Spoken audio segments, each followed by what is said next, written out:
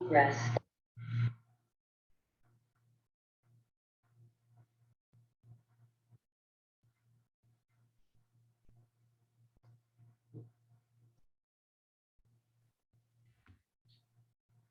Morning. Hi, Allison. How's it going? Good. How are you? Doing well. I'm Josh and Bill.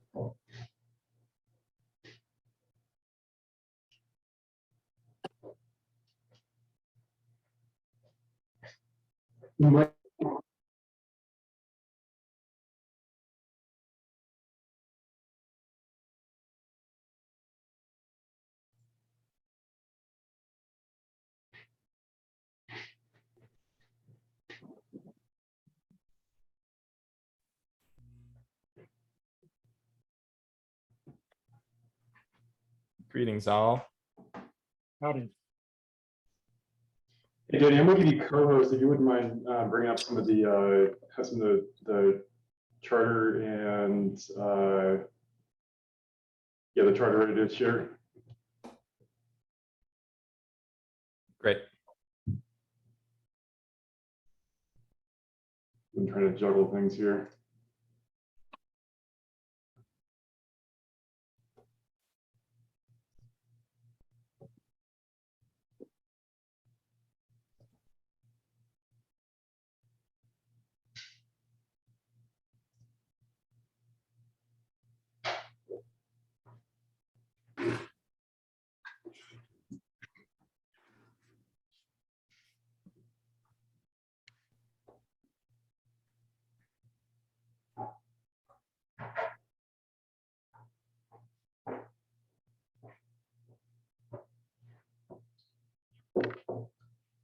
Morning all. Julia, do you have, we'll make you a co-host if you wouldn't mind admitting people. Yeah, I can do that. Okay, thanks.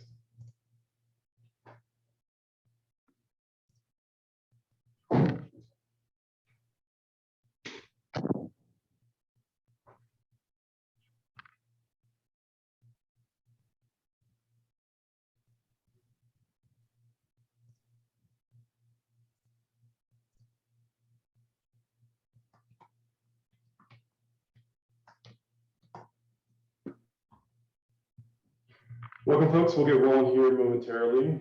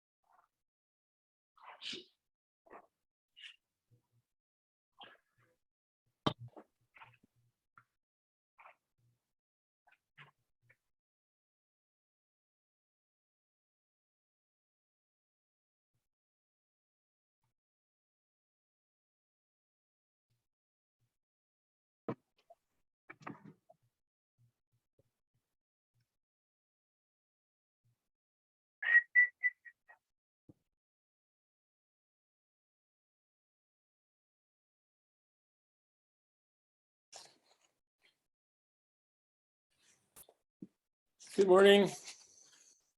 Morning. Greetings. Howdy. I'm James. Let's see who's joining since I'm trying to juggle emails and things here. Jason's here, Beth's here, Lindsay's here, Eric's here. We're gonna have a lot of different resource folks coming online for the forest. So Pat's here.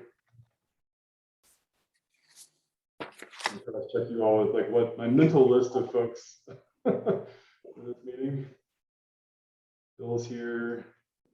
Bob's here. Welcome, Bob. Thank you. Let's see who we're missing. So, interested parties. So Ryan's not here yet.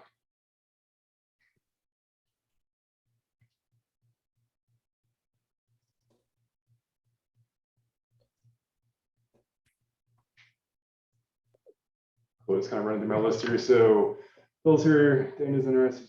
She'll be on momentarily. Julie's here. Jason's here. Allison's here. Andy Hawk is interested but can't make it today. Ashley's here. Clyde Church is not here yet. Lindsay's here. Jonathan Erickson, who's rec with the SO, is interested, but I don't think he can make it today. Lindsay, do you know if Jonathan's going to be here today or not?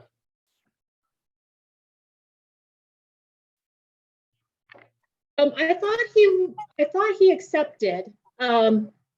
So I would imagine he's jumping on. If not, we've got enough forest folks we can cover for him until he can jump on. Yeah, no worries. Let's see. Sensa, who is with the Vegas Conservation District, couldn't make it today.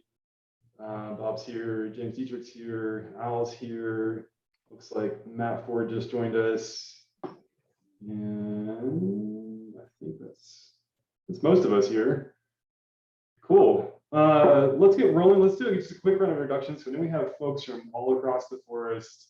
Some of us have worked together, some of us haven't. So it'd be good to do just a quick round of introductions. So I guess let's roll with like who you are, who you're with, and which geography of the CFRLP you're either interested in or representing. And let's start with, and I love how names all bop around here. I guess I'm forest program today.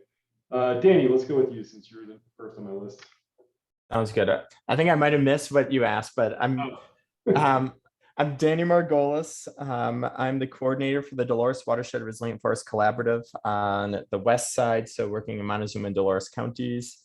What else was there? That is it, Danny. Who you are, Okay. what geography you're representing. No fun questions today.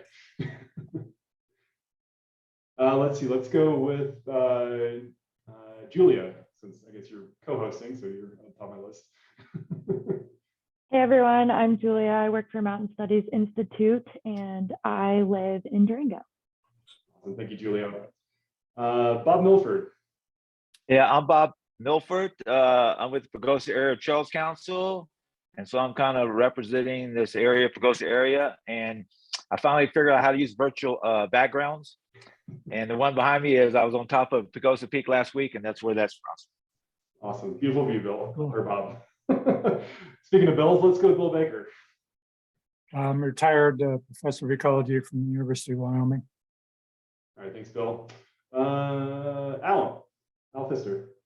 Al Pfister, out of Pagosa, Archuleta County, and I'm with the San Juan Water Conservancy District, as well as the steering committee of the Upper San Juan Watershed Enhancement Partnership.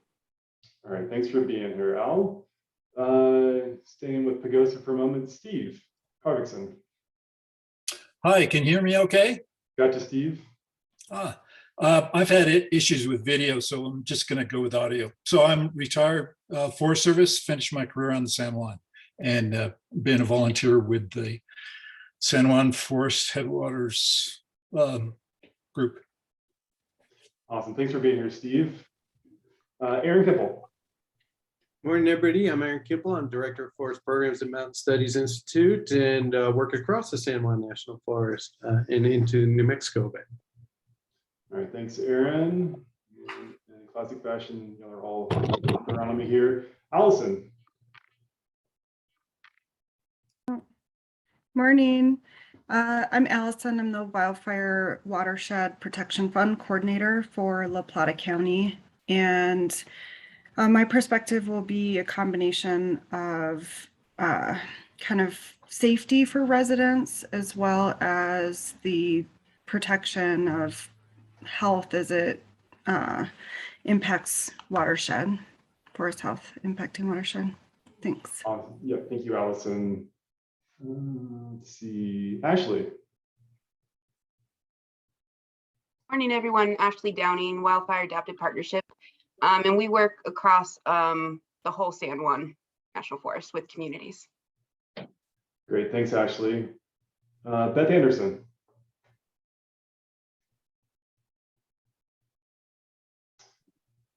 Beth, it looks like you're unmuted, but we can't hear you.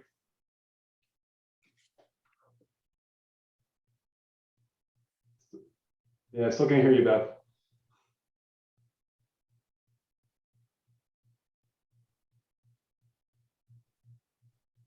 for her since we can't hear her until we can hear her. She's our hydrology program lead here on the San Juan, so she covers the whole forest. Awesome. Thanks, Lindsay. And we'll just stay with you, Lindsay. Who are you? All right. Hi, I think I've met most of you. Lindsay Hansen. I'm the Renewable Resource Staff Officer here on the San Juan. So I cover all of the renewable resource programs across the forest. Awesome. Thank you, Lindsay. Dana.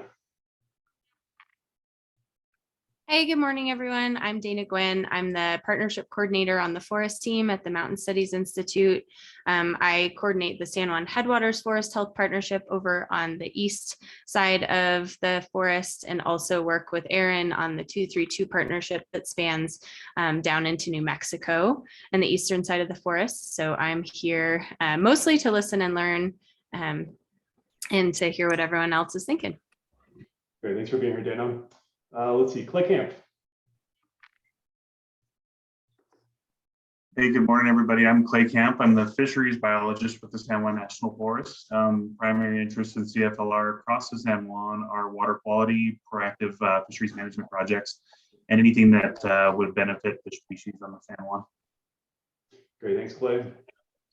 Eric. Hey, good morning, everyone. My name is Eric Herkmer. I'm a zoned hydrologist on the San Juan National Forest, mostly work on the Columbine and based out of Durango. Great, thanks for being here, Eric. Shifting over to Montezuma County, James Dietrich.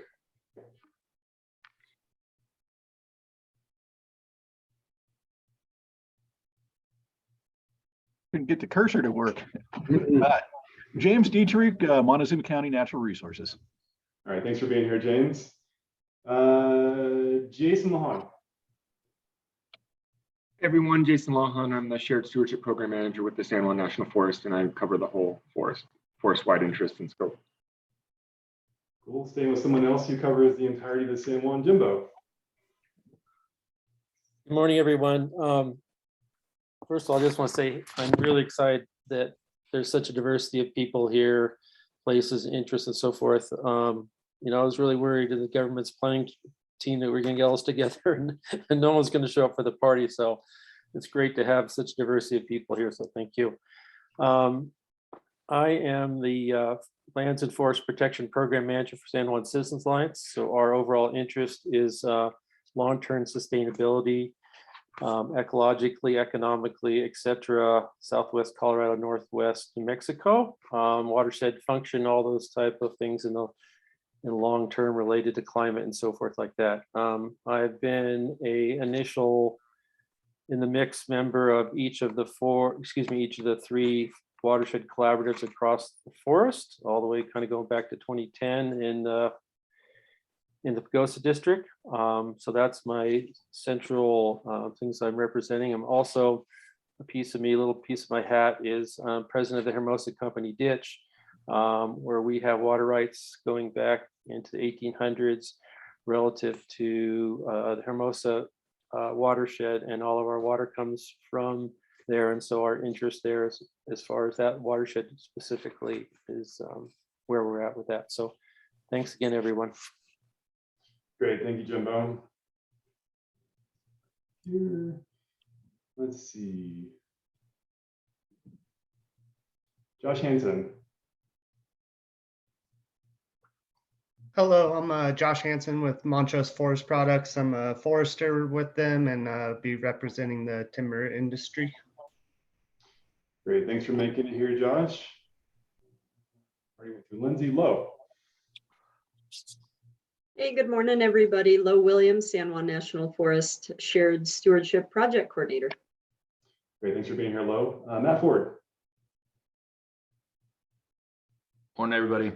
Matt Ford, Pagosa Forest Products. Primarily interested in the Pagosa area and affiliated with JR's Forest Health Company. So also looking at it from a community member / industry perspective over here. Awesome, thanks for making it today, Matt. Pat Seekins. Hey, good morning. I'm Pat Seekins. I'm the acting fuels program manager for the San Juan National Forest, and obviously interested forest wide, anything fuels treatment wise, adjacent lands. Great, thanks for making it here, Pat. Ryan Cox. Yeah, Ryan Cox, Colorado State Forest Service based in Durango, but we also work across the focus area. Awesome, great. Thanks for making it today, Ryan. Did I miss anybody? And Beth, if you want to go ahead and try your audio out. Am I still on mute? Oh, no, we got you, Beth. Okay, sorry about that. Yeah, Beth Anderson, watershed for the forest. Great, thanks, Beth. Again, did I miss anybody? I guess I probably missed myself. So for those of y'all who don't know me, I'm Anthony Culpepper. I work with Mountain Studies Institute with the forest program, along with Aaron, Dana, and Julia here. And I'm also the coordinator for the Four Rivers Resilient Forest Collaborative based here in La Plata County, so our sort of central San Juan focused collaborative group. And kind of to echo Jimbo, I want to thank all of you for being here today. This is going to be a pretty, there's a lot of work that this committee needs to do to get rolling with the CFLR process. And I thank you all for taking some time today to start engaging in that process. So also want to say thank you to the folks that were needled by Dana and I to be on the line today. Thanks for being here. We want to make sure we have a diverse group of folks, and I think we do, both geographically and in terms of interests. So with that, let's kind of kick things off here. And I'm going to bring up a quick kind of sort of outline of kind of a flow for today. And we'll kind of open the floor up for things that are, and Bill, I know you've got a point there. Let me roll with this, and then I'll let you just as soon you don't put an agenda up, Anthony. I think we should just have an open discussion here of what this group needs to do, and rather than proceeding with an agenda. You're not the coordinator. Okay, nobody is. Yeah. So I'd like to start this off because I think we found a problem here that makes it difficult. Bill, I'm gonna pause you for 1 second. I'm not coordinating something. I'm not setting a ton or agenda for this meeting, but I am. No, please just let's have an open discussion at this point, Anthony. I can make my point here pretty quickly and we can move on. Okay, make your point. Let's keep rolling. Yeah. The problem that has arisen is it turns out that in order to be a member of this committee, which is one of the committees, we have to have signed these two documents, one of which is called Expectations and Commitments Form. Another is called the Conflict of Interest Declaration. And I didn't know until this morning that those documents have not been created. So this seems to have been just a missing part of what the governance committee needed to do, and they just didn't get to it. But we don't have those documents, and so we can't sign them. Of course, we couldn't sign them here anyway. And I'm concerned about this because also, if we elect a chair, the chair has to have signed that document, those two documents as well. So I think the best way around this is to send this back to the full collaborative and have them create a working group to quickly draft these two documents. And whatever they draft can be approved by the full collaborative, and then we've got the documents and we're ready to go. That's my solution to this problem. Thanks, Bill. And that's a great point to bring up. We don't have this foundational document in which we, all are kind of tasked to sign based on the charter that we approved. I'm going to turn over to Danny Lowe, Dana. Anthony, Jim. You're not able to be the chair of this group here, so let's just have an open discussion. Okay, I'm not going to be a chair, but I will be facilitating this conversation because we need someone to do that today. With that, I will hand it over to Danny since your hand is raised. Yeah, I think just want to communicate from the governance team and pass it also over to like Jimbo and Dana and Lowe, who are also on it. I think from my understanding, the assumption was that we were going to be developing these once the coordinating council was put in place. I do understand that there's kind of a catch-22 there. That said, I think it's reasonable to like discuss it to me and put it on a task for the coordinating council to do. I kind of just think like it's going to take forever to potentially develop these as like a large group without a coordinating council already in place. And I just get concerned about that. So I think that's where I'm coming from. Bob, I'll shift over to you, but before I do, I'll open up to any other governance committee folks, or not committee, but work group folks to follow up on Danny there.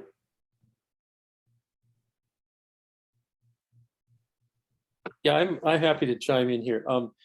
I've got the charter here in my right hand, and as I look at the charter here, it talks about the conflict of interest and the declaration for the coordinating council members, and you know that hasn't even we don't have that. We're trying to get to that, and we don't have those forms yet, and so forth. So I think it's just kind of an evolutionary, you know, piece here. So I'm not particularly concerned that we have right now. I think that that's, you know, as Bill suggested, I think Danny has that the coordinating council needs to take up that, you know, pretty quickly here. But we need to form them up first.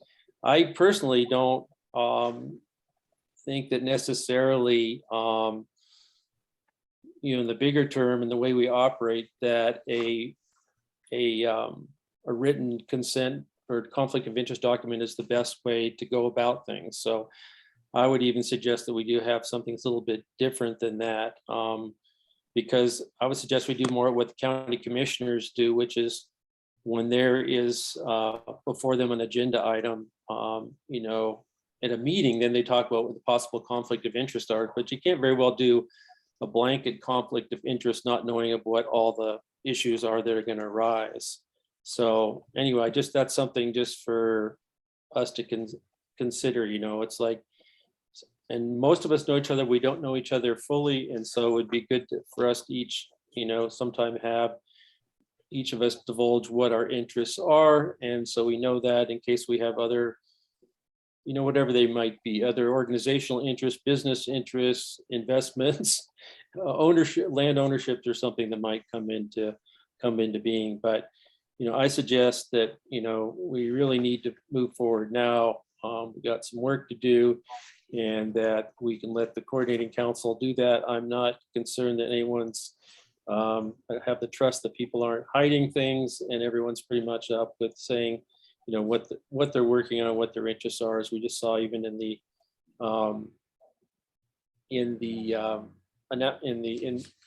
people's introductions.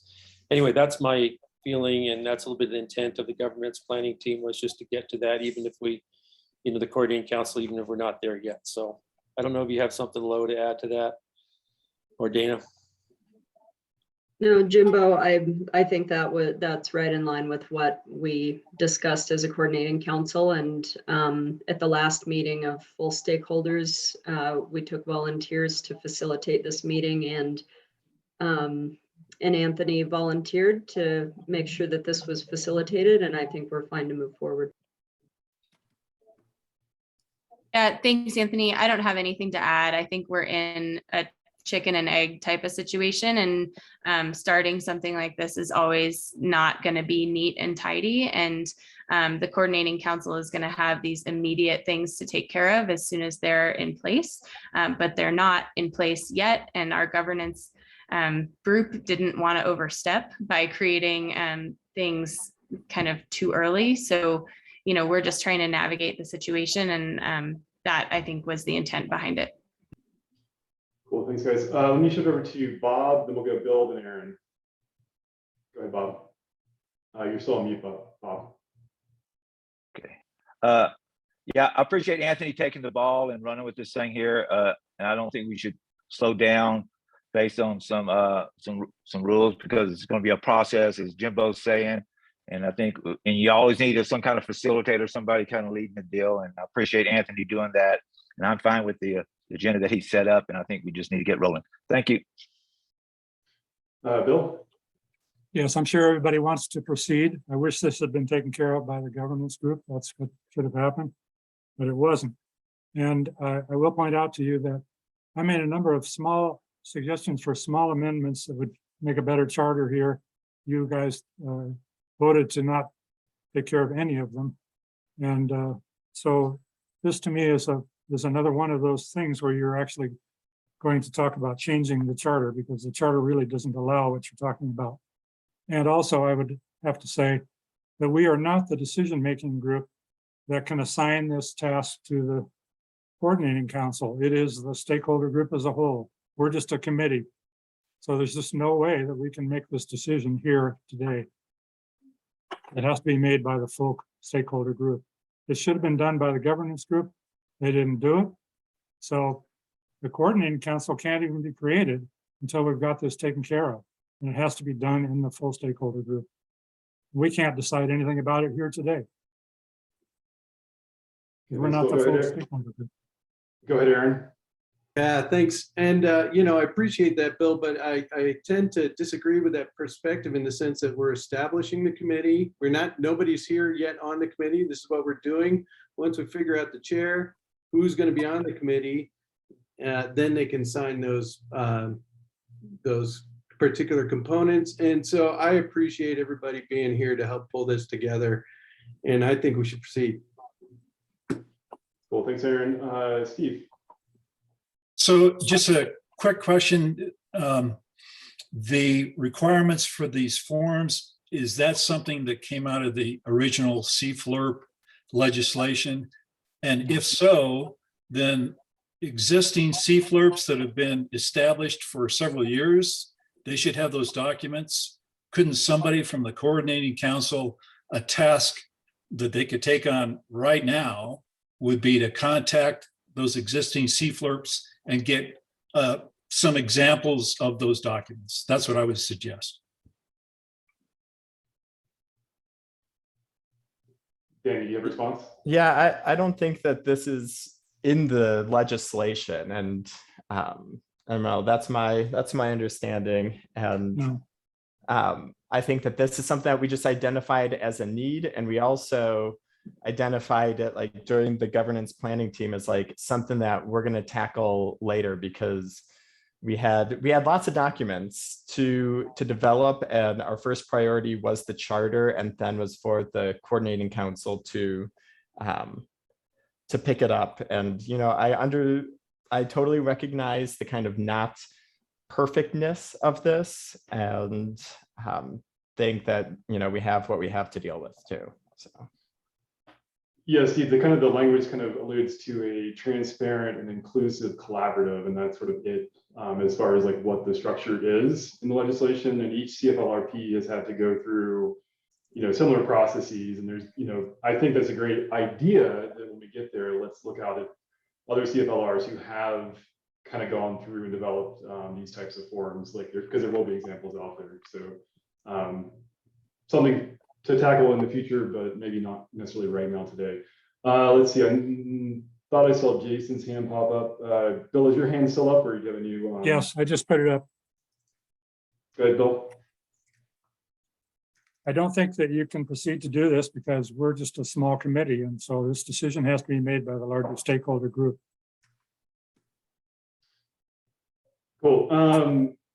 Any other comments or discussion points on this topic right now? Dana? Yeah, I'm asking for a little clarity about what decision that we're unable to proceed with. Like, which decision are we talking about?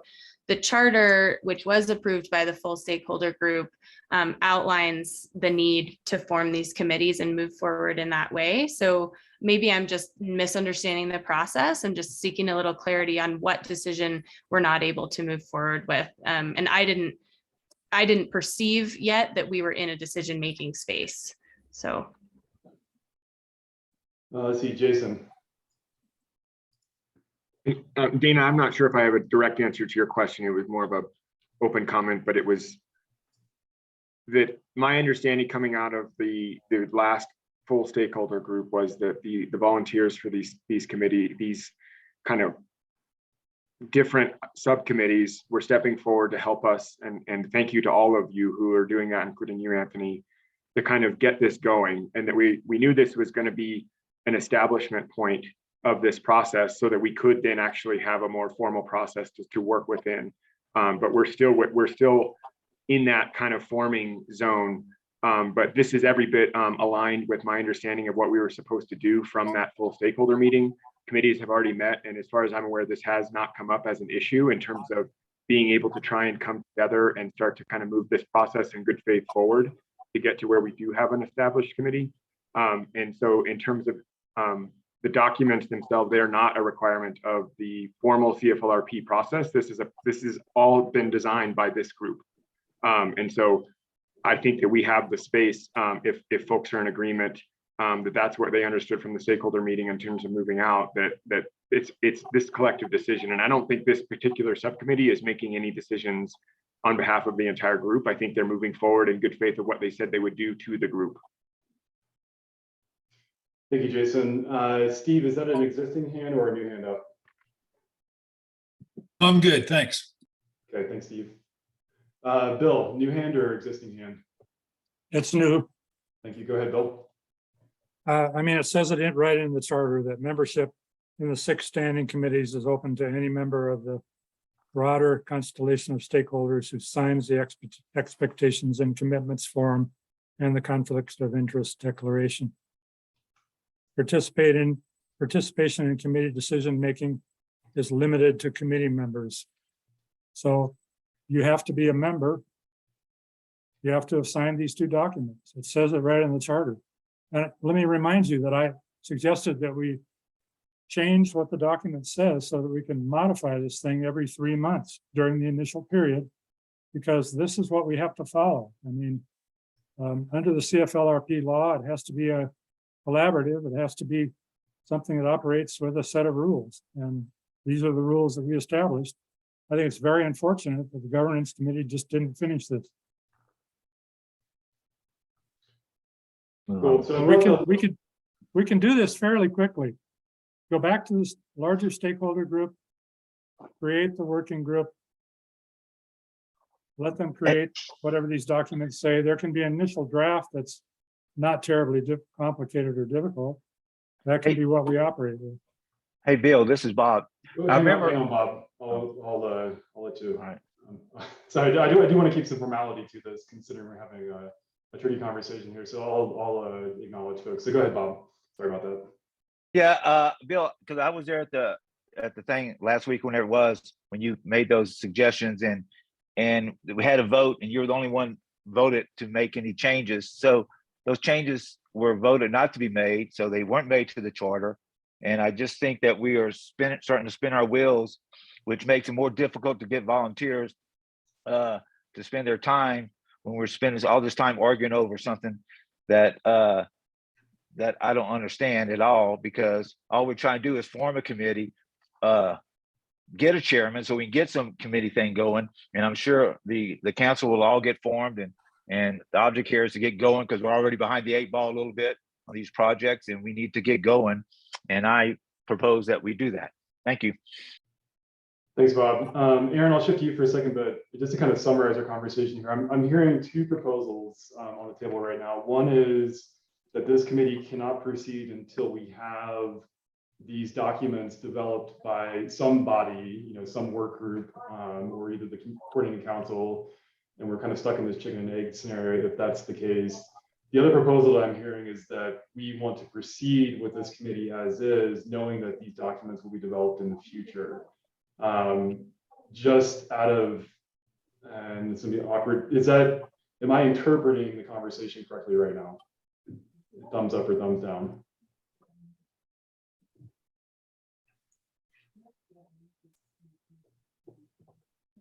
And Anthony, I think essentially we were tasked by the membership to pull together this committee, to pull together a charter. The membership is attendant. This is why we have such a diverse array of people, for those folks who are interested. And I think we have a green light to go ahead. And so I think if Bill's the only one who's not comfortable with going ahead, then if there are others, I'd like to hear it. But if not, I think we should proceed. Yeah, thank you, Aaron. I would actually invite anyone else who may have concerns about us proceeding to address those concerns right now. And Bill, I'll come back to you here in a second.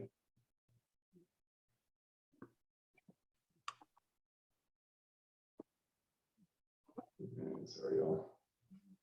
My screen got all. Sorry, my all my things got out of whack here. So no, go ahead, Bill. Yeah. If you're going to do this, you're going to proceed. Let it be known that I'm registering that this is, in my opinion, a violation of the charter, which you established. And by the way, I suggested that we leave open the possibility of amending it for just this reason. We should be able to do this. I've left this in the charter itself, that we could actually amend this as a group. And that would have allowed us to get around this problem. But I want to make it known that I consider that this is a violation of the charter. If you proceed.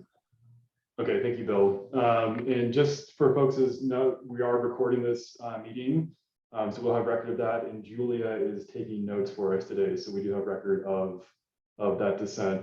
I'll go one step further and actually put this to a vote. So the option is, no? We have no voting procedure.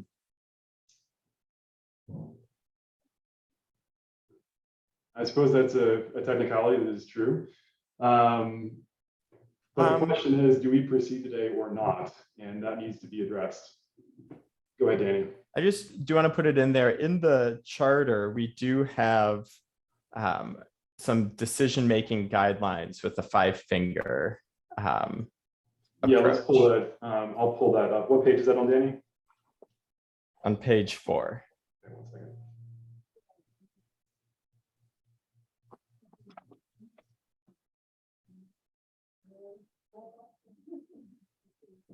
Great. So the if you'll see on the first paragraph there is what Danny's indicating. So if folks haven't participated in a 5-finger vote before, 5 means highest level of support, 1 finger means lowest level of support. If the majority is 3 or more fingers, then we proceed. If the majority is not, or if there is a plurality of not, we will then discuss why that is. It's a little bit hard to do 5-finger voting with this. I don't have a poll set up, unfortunately, today, which is why I kind of want to go with up or down vote. So any suggestions as far as how we want to proceed with this decision right now? Could I ask a question, Anthony? Yeah, go ahead, Matt. I think there's a way for us to satisfy both, and I would ask if that's an opportunity here. My first question, and I'll direct it to Anthony, is there anything other than formal nomination of committee members and chair that would be considered a formal decision at this meeting?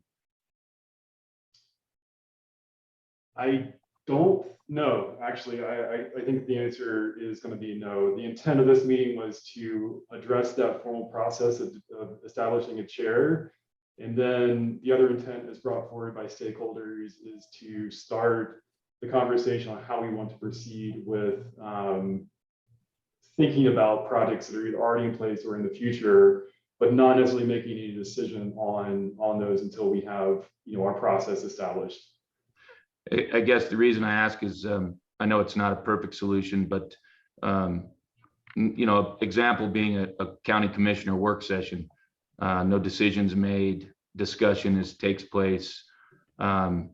Is there a way for us to proceed with this as a discussion and potentially even forming the eventual decision that we will make, but that we wait until the appropriate time to go ahead and make the final vote? I think it is a valid point that the language is written that way. But I also want to be cognizant of the fact that, and we're doing this right now with another public-private partnership where it's I mean literally in the literal sense of that word, impossible to consider all scenarios. And I do think we need to move forward with the discussion. So I guess an in-between would be, can we proceed with this as a discussion, but not make a final decision until we're in a position where this committee could make the final decision-making and be completely legitimate? Bill? Yeah, that's fine with me. And then the last question, sorry, Anthony, I apologize. The last No, go question I ahead. would have is timeline wise. I think, correct me if I'm wrong, but one of the driving forces behind this is to be able to meet with the full guiding committee, or I'm sorry, I'm going to butcher the language. I apologize. Coordinating council. Is there a timeline that coordinating council needs to be in place to make official decisions? Because I think that will help us with the timeline that we need to possibly aggressively proceed with, making a legitimate decision. Yeah, so trying to address that last point, I think one of our action items, and I apologize, I don't have the notes in front of me, but we came to a decision space in the big meeting 2 weeks or maybe 3 weeks ago now, gosh, it's been a bit, that we would try to actually have a full, not just coordinating council meeting, but a full stakeholder meeting at some point by the end of this month to then roll out the coordinating council. And so timeline wise, fairly quickly here, but not like tomorrow, but it's also like we kind of need this in place like right now is evident by the sort of chicken and egg scenarios we're dealing with. Go ahead, Dana. Yeah, I was just going to address that same need for timeliness. We want to get it as right as we can and also be timely and appropriate to all partners that have a variety of needs. And Jason can probably speak to this better than anyone, but we do within the CFLR legislation are required to have a work plan that we submit to the regional office on a particular timeline. And I believe that that's due sometime in September. Is that right, Jason? So there is something that needs to be considered that is on a timeline.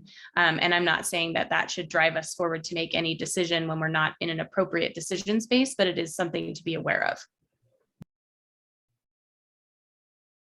Just confirming, Dana, yeah, we have a deadline in October for completing a revised work plan. October, way better than September. It'll be here very quickly, very quick. Go ahead, Matt. Yeah, just my last point is that, I understand, Bill, your request for compliance. I'm an engineer by training, so that falls well within my risk aversion training. But I also want to be cognizant of the fact that that we want people to participate. And I think what Bob earlier said was correct. If there's a way we can proceed to the discussion points and then aggressively proceed with getting the 2 documents developed in parallel, I think that would be the best way to go. And to be totally honest, I also have a question about those documents because as an potential industry member, does that document prevent me from participating? Do I have a conflict of interest that the group's not, accepting of? And so I think there's some questions that will need to be answered there, but I also don't want to keep spinning our wheels, to be totally honest. Go ahead, Bill. Yes, those two documents could be very important and may have a lot to do with whether you're comfortable with participating in this group. So, and I've been in three CFLRP situations where those documents were important.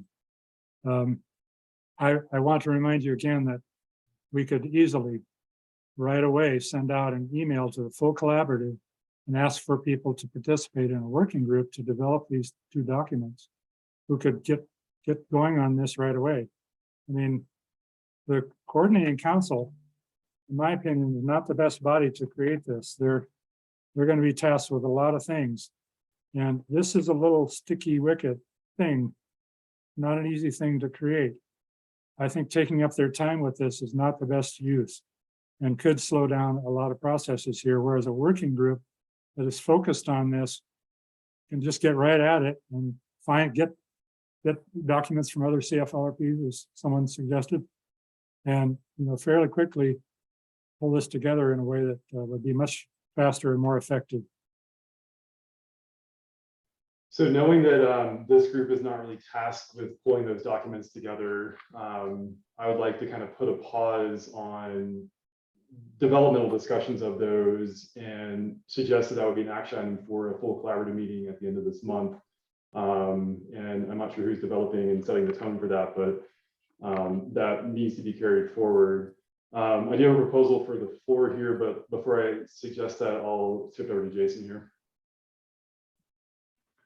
Thanks, Anthony. I think I would recommend we move forward. The challenge that we're facing. So first, there are 2 other committees have met, and this hasn't been an issue, and they've already proceeded with the guidance that was given to them by the full stakeholder group to identify either a permanent or a temporary chair. Because I think one of the big important things, if my memory serves me, and I'm checking on kind of the official notes as we speak, but is that the coordinating council actually needs to come together before we can have a full stakeholder meeting. So that was even earlier. So if we're trying to aim for full stakeholders by the end of the month or early August, then the coordinating council has to come together before. And the reason being is that we need somebody to actually do the convening.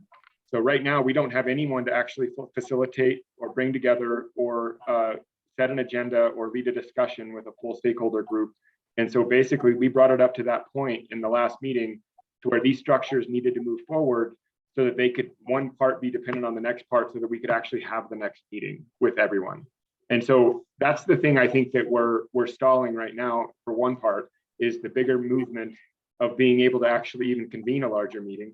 The second part is that I just wanted to point out is like, I am so excited that this many people turned out for this committee because the other committees are having trouble getting membership. And we knew this was going to be a very popular and important committee, but I just want to say that I don't want to lose the membership that we have here to get the interest that we already have and the diversity of interest we have through spinning our wheels when it's not the work that the majority of the group wants to be doing.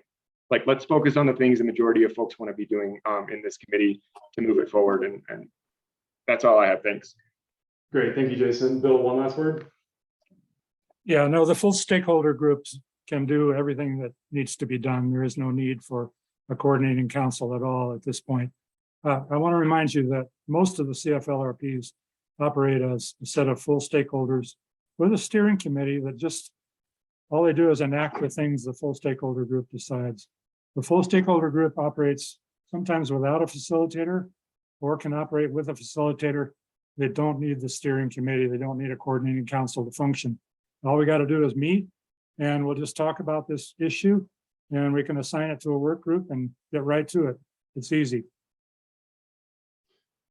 Great, thank you, Bill. Okay, any other comments or discussion points? Okay, not seeing any hands raised.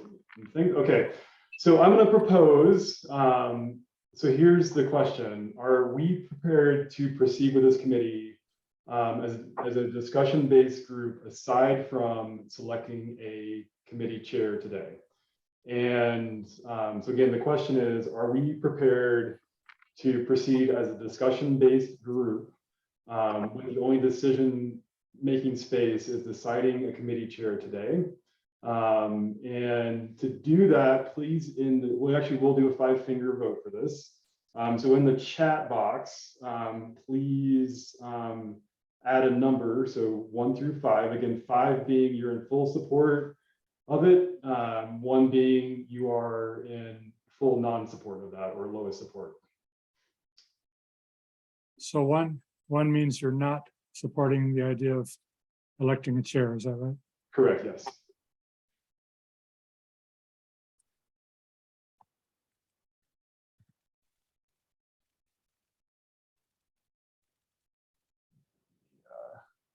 Shit screen down here. See a lot of 5s. I'm having trouble getting into the chat, so I'll 5. Noted, Al.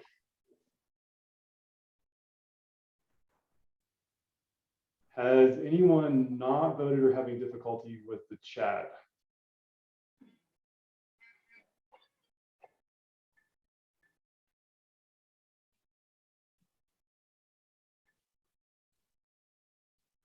Cool.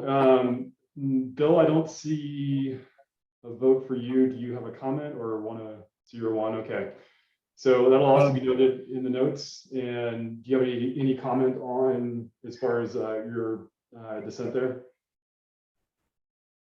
Well, I don't have any problem if you want to suggest a person who could be the chair once the forms and documents are there. But I don't think it's advisable. You will be definitely violating the charter if you consider yourself to be electing the chair today. Why not just propose someone who could be the chair after the forms are available and have been signed by that person? Actually, Okay. all of us would have to have signed in order to vote. So I'd say it's just a straw vote at this point. Okay, noted. Julia, would you mind recording votes for folks in the notes? Yep, I got it. Thank you. Cool. So proceeding then, I did want to do a quick overview of the expectations of this committee. And let me reshare the document here.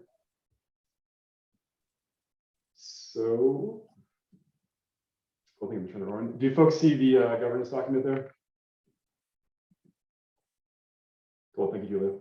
So again, we're the Projects and Places Committee, and our primary task as defined by the charter is to discuss projects from the CFRLP mission and geographic boundary and to prepare a preliminary set of priorities to recommend to the San Juan National Forest. This committee is responsible for developing evaluation criteria based on the CFRLP project-wide desired conditions. So again, something that has not been developed yet. And the San Juan National Forest Land Management and the Resource Plan, aka the Forest Plan.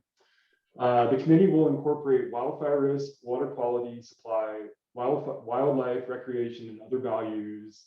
And it will uses, sorry, my dyslexia is kicking in big time here, and uses into all of its decisions and work products. And so based on the grouping we have here today, I think a lot of our values are certainly addressed. So this is our mission, if you will. And so do folks have any clarifying questions or comments on sort of the guiding language for this committee? And any of the governance folks, if y'all want to chime in, please do so.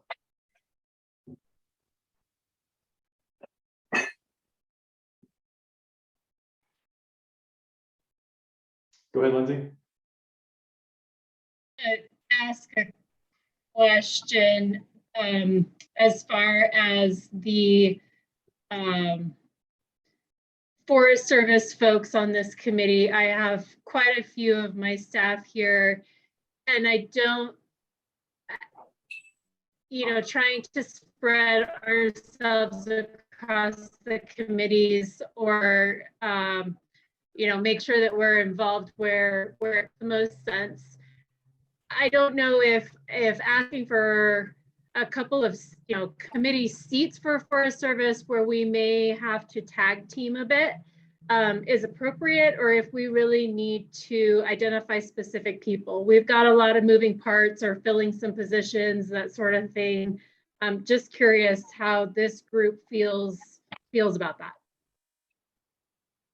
Yeah, and I think that brings up an interesting point, Lindsay, that we've actually addressed in some other committees already, is that, and I'll slide down to the committee participation requirements, which, Danny, remind me what page that's on. Sorry, which one? The participation requirements. I think that is, it's on one of the middle pages. Page 3 at the bottom. Okay, thank you, Bill.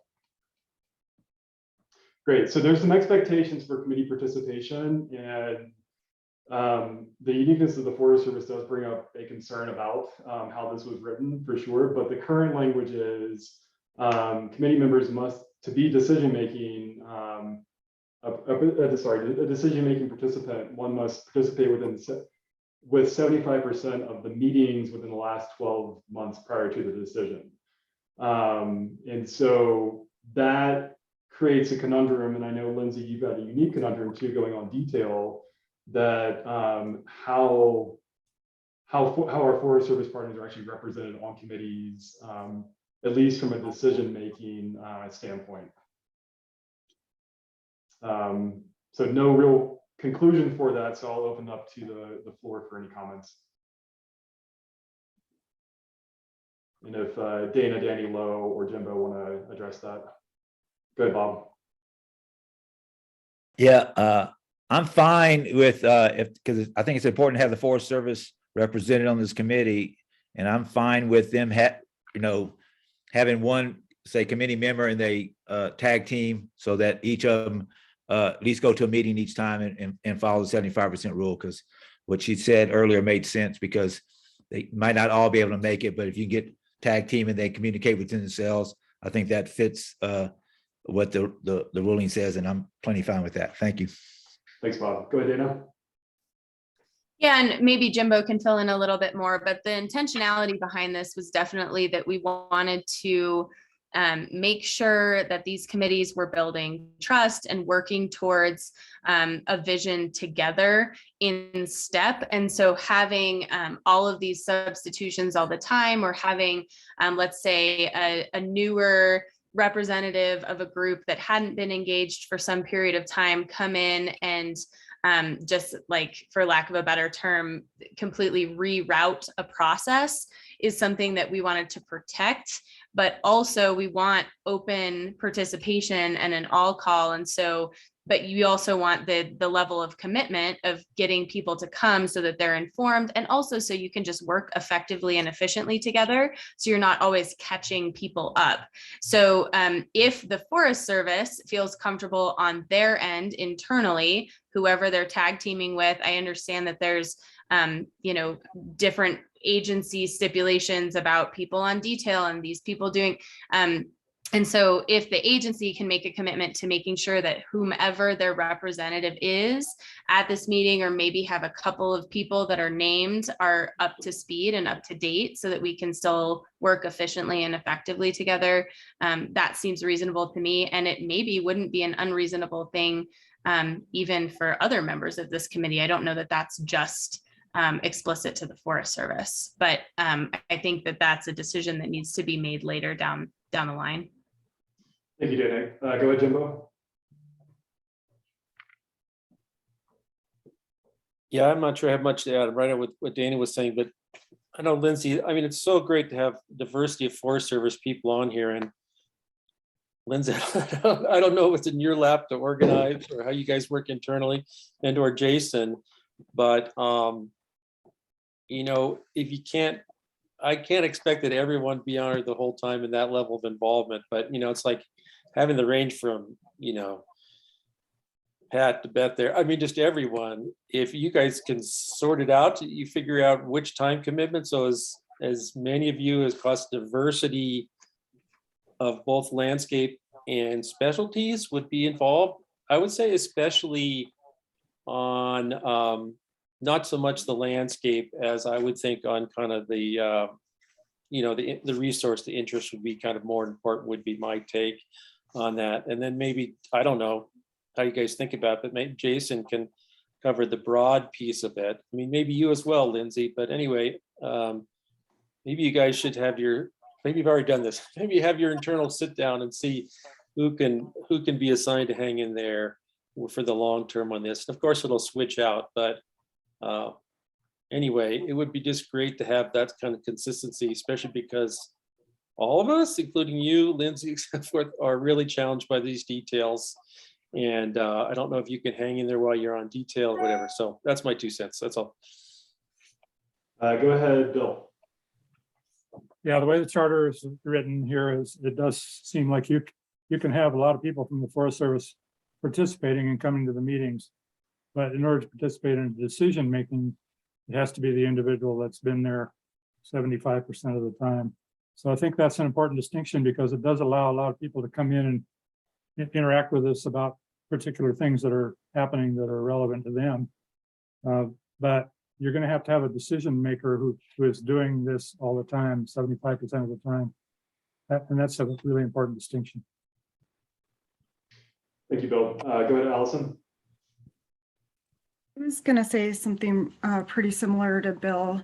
The core committee would participate in voting and decision making. And then an advantage of that is it would be nice to, as we're interacting with other groups or members of the public who have an interest in what we're discussing, be able to invite them to participate in the meeting, but not have that voting right. They do have to sign the forms though in order to participate. Sure. I mean, that's up for discussion, but just most meetings are open to the public. So I think having that as a component is important. Yeah, correct me if I'm misinterpreting something within kind of the guiding documents of our CFRLP, but my interpretation was that all meetings would be open to the public. But, and I think that's maybe a technical point within the language bill, but then decision-making folks, those are the conflict of interest kind of components. I don't know, Dana, Jimbo, Danny, if I'm misinterpreting that or not. Looks like Lo has a thought. I want to give it to her. She has. Well, it was on a different subject there, but I do want to point out the absolute reality of the question. I'm currently on a detail for 4 months. Lindsay is going on a detail. Clay just finished a detail. Pat is currently on a detail. So 4 of the Forest Service people in this room will have seats that switch to another individual in a 12-month period. And so it is something that has come up a lot because, when I am no longer sitting in the shared stewardship project coordinator position, I probably, moving back to the partnership coordinator position, wouldn't be attending these meetings, but the person in my position would be. And so I guess I just want folks to understand how frequent that actually occurs. If I know most of you are already pretty familiar with that, but it's a pretty stark reality for those of us in the agency. Go ahead, Danny. Yeah, I think, my understanding is that individuals who are planning to vote and be part of the decision making of committees are expected to be signing the conflict of interest forms, not necessarily anyone who just wants to sit in and maybe provide a piece of information during a meeting and who has no intention of participating in decision making. I don't think it was totally clarified in the document, and I guess that's a point of discussion, but that's been my understanding, is that it says it doesn't say you can only sit in on meetings if you've signed this. I think it's membership. Members are expected to sign it. So that's kind of what I'm thinking. Yeah, I agree with Danny. I think the word membership there is the key thing. So yeah, we have to be inclusive and we have to be open. So that means the public can be invited to any meeting of any of our groups. And I agree, but they won't be members and they won't be able to participate in decision making unless they they won't be a member unless they sign the forms. And they can't participate in decision making unless they've attended 75% of the meetings. That's the way it's written. I wouldn't have written it that way.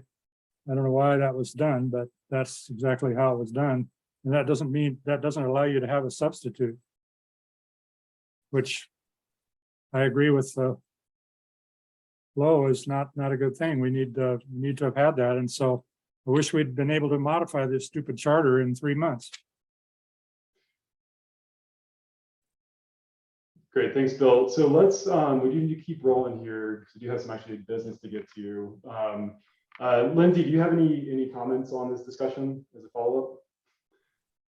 I think there's, I don't know that I have anything else to offer exactly. Internally, we'll try to figure it out. I mean, it should be me, and I can do what I can do in my 4 months on a detail and trying to make the 75%. But internally, we'll try to figure it out. It would, I mean, I'm gonna say that it would have been nice to be worded that, a Forest Service representative would be the voting member and not that 75%. But that is what it is. We'll try to figure that out from, from our standpoint as to who will make those, and we'll just have to make it happen. Anyway, yeah, that's what I've got. And I do want to make sure that we do have participation from more than just the Forest Service voting member. As Jimbo kind of alluded to, it's important to have all the resources covered from the forest standpoint. So we will still be pushing for that as well. Thanks. Yeah, thanks, Lindsay. And so I think we probably want to, since we can't decide how this process is with this group today, this is definitely an action item to be pulled forward for the full stakeholder group whenever that group gets together, and potentially something to address as far as amending the language of the charter as part of its annual review process.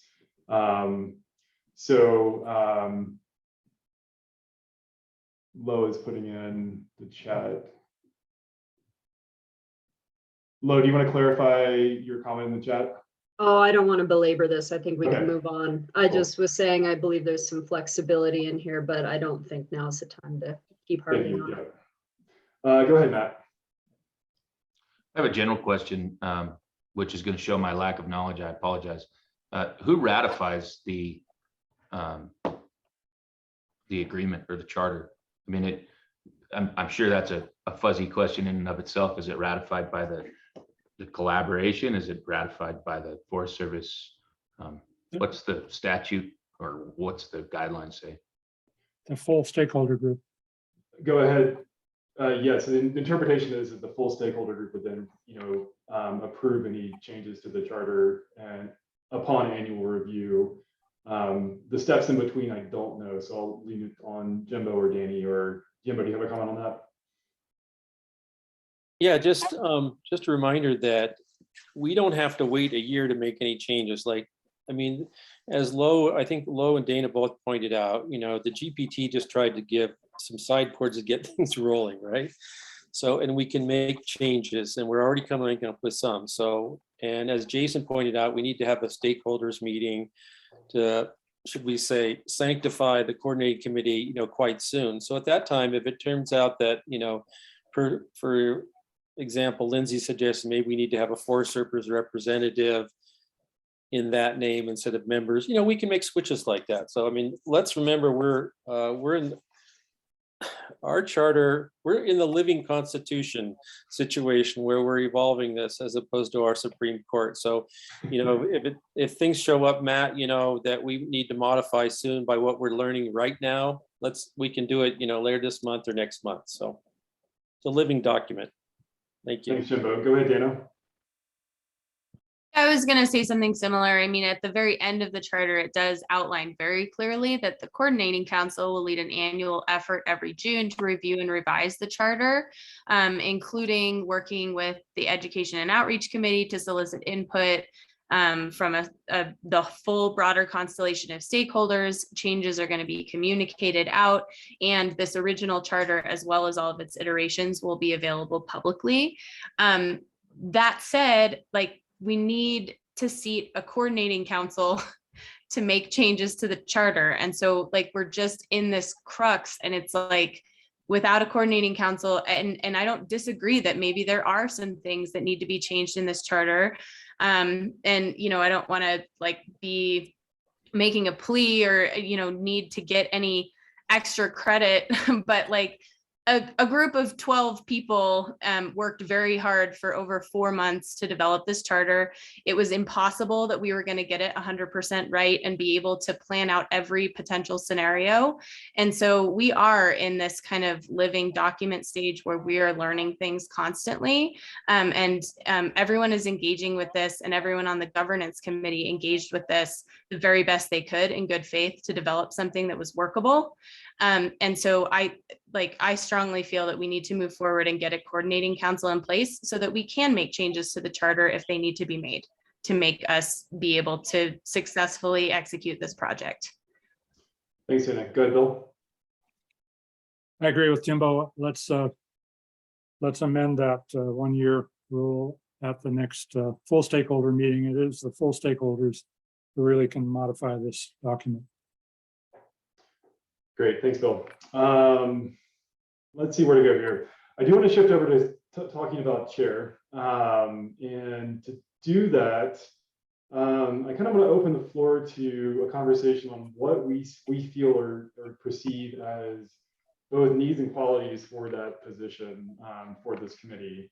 And I'll kind of open it to, is that something we want to do, or do we want to like hop over to nominations or that process?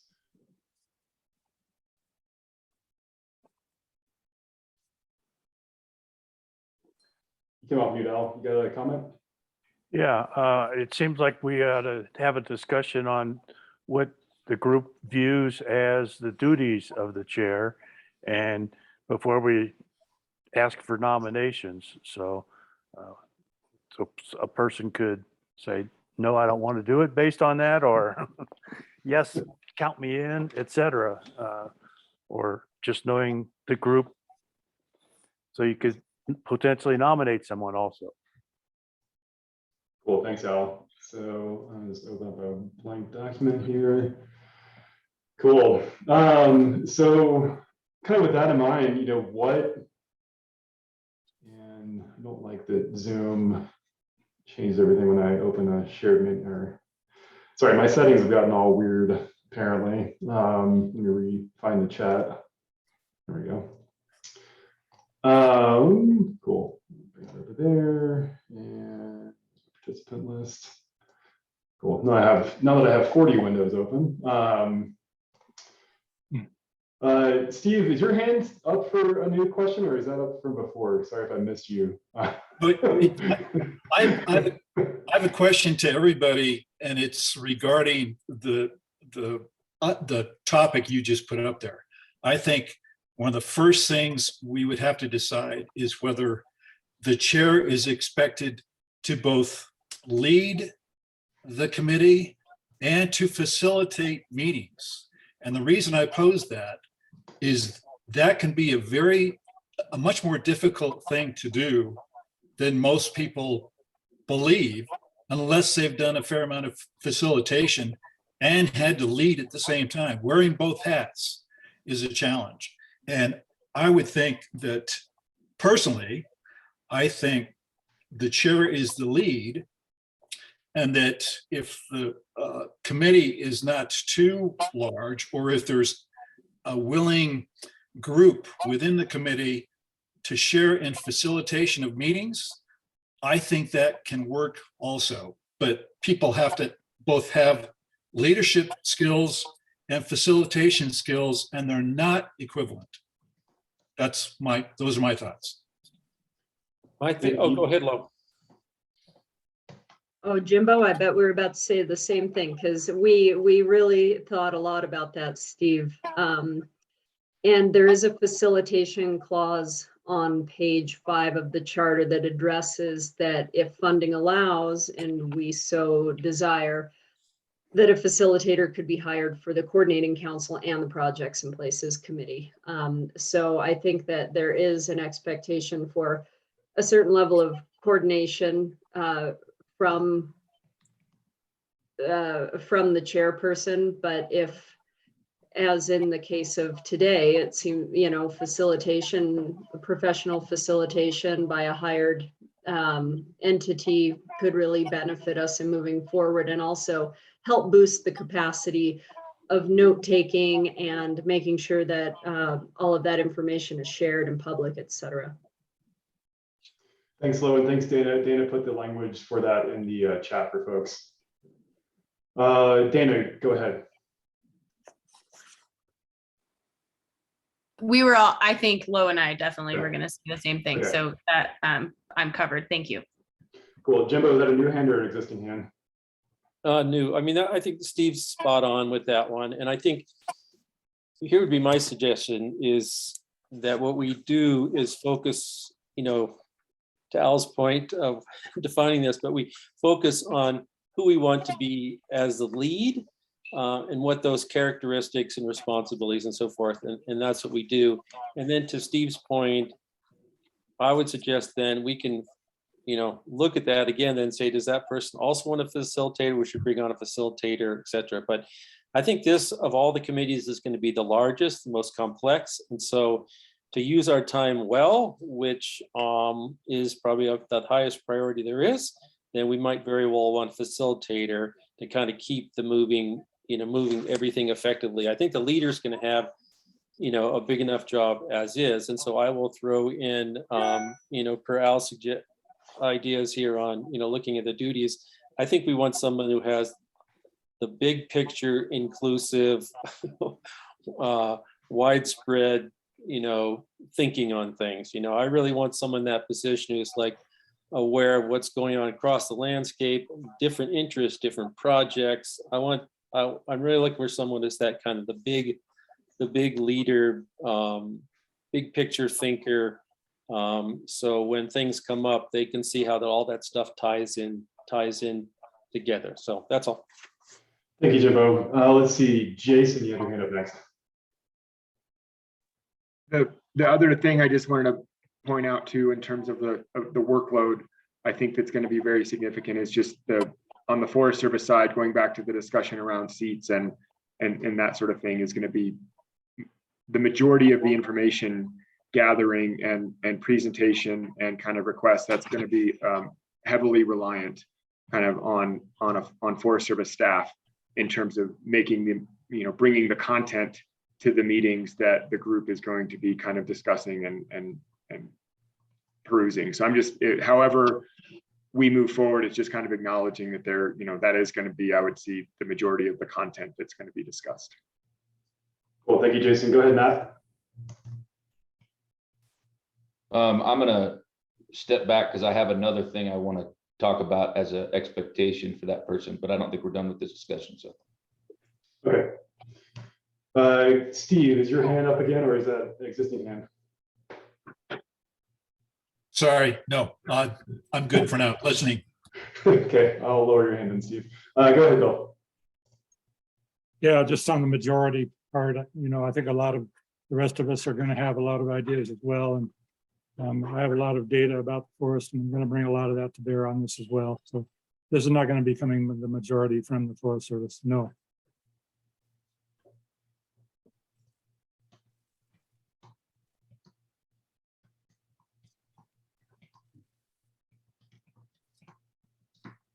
Cool. I'm gonna go back to Matt there while I'm typing this out. Yeah, I was just going to say, I think I'd like to know how the voting is, the voting expectation for the chair. My expectation would be that the chair needs to vote in alignment with the expectations of the committee, and that is a stated outcome for the chair. I don't know what the intent nor already discussed plan for that, but I think we should just state that up front, whatever that expectation is. Response from governance development folks. Yeah, I mean, I was just going to raise my hand. I think I was going to just raise a similar point of maybe just at least putting it on here of what do you all expect from a representative? I think that there are all sorts of different forms of representation, and expecting someone that you select to represent exactly the wills of the group, or people, or someone can get chosen because of their specific vision and leadership capacity too. And I think we just want to be kind of explicit about what we expect from them. And I don't want to kind of say too much personally on that, or I don't have too strong of a personal opinion, but. So I'll come back to that expectation for representation point here in a second, Danny, or we can proceed with that. But let me shift. Go ahead, Bill. Yeah, once again, to quote chapter and verse from the charter, which we all love, it says the coordinating council decisions are expected to honor the recommendations that come to them from stakeholders via the committees. So I think that's makes it pretty clear that whoever is representing this committee does need to bring forward the recommendations from the committee and represent them to the coordinating council. Cool. Don't disagree with that, and seen lots of thumbs up and head shakes here too. Other comments or thoughts on the duties that we want this position to hold? I'll just say, and I'm just leaning on the charter again, just so people are aware as we move forward with this discussion, committees elect their chairs annually. So whomever ends up in this position will be up for, rediscussion next June. And exactly what was just put in the chat and what Bill brought up, chairs agree to serve in accordance with whatever their job description is. I'd also like to bring up that no single organization, entity, or agency can have staff who serve as chairs of more than 2 committees, which is something to strategically be aware of as we think about who are the right people to be in leadership positions and in what capacity. Go ahead, Al. Yeah, I guess when you say the chair's voting in alignment with the committee and the coordinator, I first interpret that as, well, that the chair has to vote with whatever the committee is saying. But after hearing some of the discussion, I just think we need some clarification on what we mean there. So that the chair is supposed to present the position of the committee to the coordinating council. Is that that's what we're intending, right? Not necessarily that they have to vote when something is being discussed within the committee to essentially be to me, the chair could vote in opposition to whatever the committee is discussing, but the position that is ultimately taken needs to be presented contrary to what the chair may or may not have felt. Yeah, thanks, Al. That kind of brings up the point that I think Danny was trying to get to with the forms of representation. Is this chair a non-voting member of the committee, but then represents the will of the committee within the coordinating council and then has its vote there? Or is this chair sort of another kind of, is the chair actually a voting, as you're kind of bringing up, a voting member of the committee maybe is dissenting on a thing, but then it has to represent that forward in the coordinating council. Is that, am I interpreting your concern there? Okay. Yeah. Cool. Let's see. Let me go with Bill. I think you had your hand up next.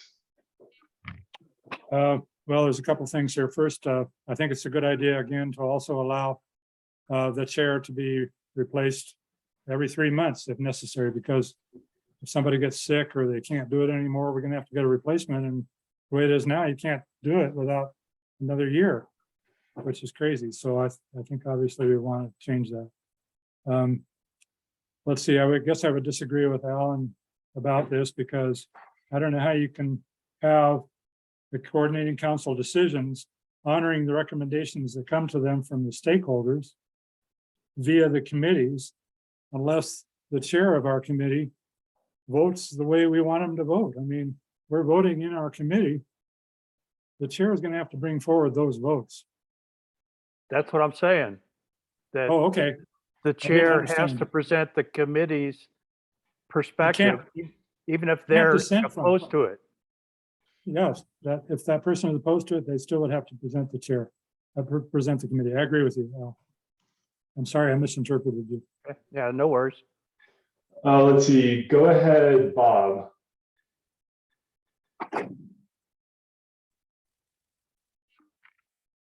You're muted, Bob.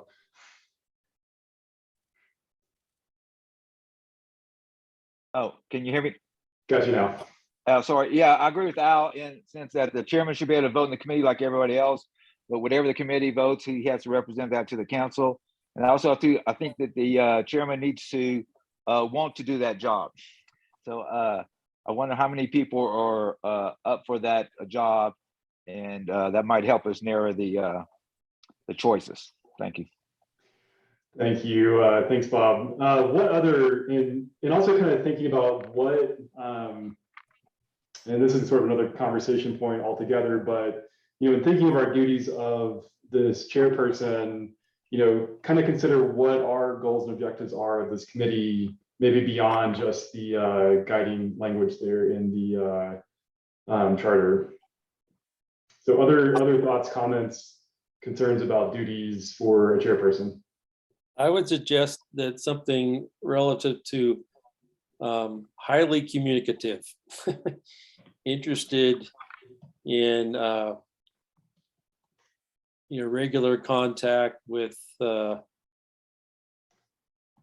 whole constellation of stakeholders. They need to be a very interactive person.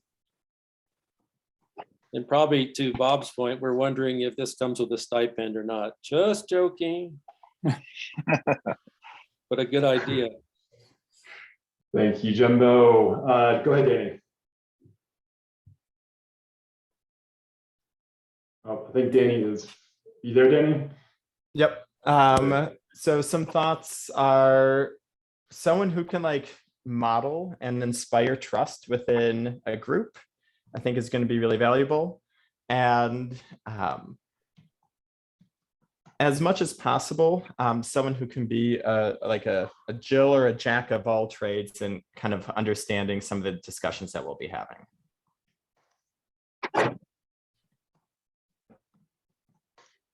Go ahead, Bill. Okay, well, I have a concern here with the Forest Service. I think it's important to recognize that this is the key committee. Really, in most collaboratives, CFLRPs, this would be the stakeholders as a whole who make these major decisions about projects. And having it be in a committee makes this the key committee. In my opinion, a Forest Service person should not serve in this capacity. And this is partly because of FACA. To the extent that the Forest Service is in positions of leadership, you almost have to turn this into a RAC or something else. And really, I guess I'd be concerned that that would be inappropriate. I think it's better for the, I'd like to have lots of participation from the agency, but in the committee and not in the leadership role. Okay, thank you, Bill. Agency folks, what are your thoughts or concerns about potentially being in that chair seat? Go ahead, James or Jason. I think it can be agency or non-agency. I think it can work either way. I agree with a lot of the perspectives in terms of the characteristics that have been brought forward. I think that broad view, an understanding of context, what are priorities, what's possible. Those things are all important, I think, in terms of characteristics of a chair. I think it could be either, though, in terms of the FACA requirements that Bill points out, that because this group is going to be one group that's making recommendations, this group could make recommendations on projects, it could make recommendations on the types of activities it wants to see, it can make recommendations on in different ways, and it's still going through a coordinating council, and it's still going through a process that's been collaboratively developed. And so it's not making decisions on what projects are going to be done.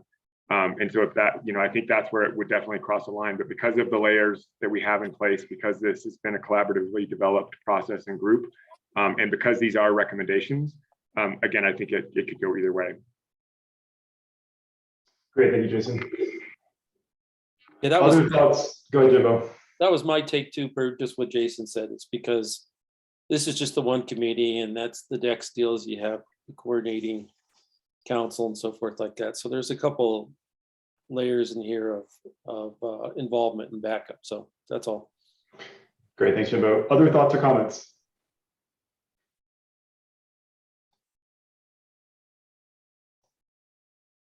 They might need a good sense of humor. Tough skin, good sense of humor. Go ahead, Matt. Yes, if the agency can only have 2 or maximum of 2, I'd love to know where they would like to be, where they feel like they'd be most effective. Because I think that we could come at this from a perspective of mistrust of the Forest Service, or we can come at it from the perspective of a partnership with the Forest Service. I prefer the latter. And I think it's abundantly clear that from a resource perspective, the Forest Service has absolutely the biggest amount of resources available to apply to questions or concerns that are brought up by the committee. So I'd love to know, you know, do they want to be in that type of a position or not? Sorry to put you on the spot, but I'm kind of curious because I'm sure that internally you guys have had this discussion as, you know, what is the most effective way for us to participate in this, be able to impact decision making in a way we think is effective, but also continue to ensure the transparency and collaborative perspective as well. Go ahead, Jason. Yeah, thanks for that. And, you know, it'd be good to hear from others in the Forest Service, but I can give my take first. I think, again, our intent is that in terms of the leads of these committees and in terms of some of the voting and some of that, I think it can work in either case in terms of having Forest Service in those positions or having Forest Service not in those positions. But what I've been really trying to encourage, and I'm really glad we have a lot of Forest Service people on this call, is back to Jimbo's point of having a diversity. You know, we have a very diverse workforce, a diverse set of expertise and geographies amongst the Forest Service, and encouraging more participation from that subset of people in these committees, I think is a really good thing, because if we can have that early at the ground level working on developing these projects, these ideas, these issues, and working through them together, then I think we're going to end up in a better place in terms of where we're actually putting forward recommendations and things we can be successful with together. If it becomes a separated environment where it's kind of a group of collaborative stakeholders making recommendations to the Forest Service without that engagement, we're going to end up in more spots, I anticipate, where we're being recommended things that we're just not able to do because we haven't either addressed it or that wasn't raised early in the process. And so for me, however it works out, if we can have that integrated engagement in those discussions throughout, the more the better. That's where I think that this would be the most successful.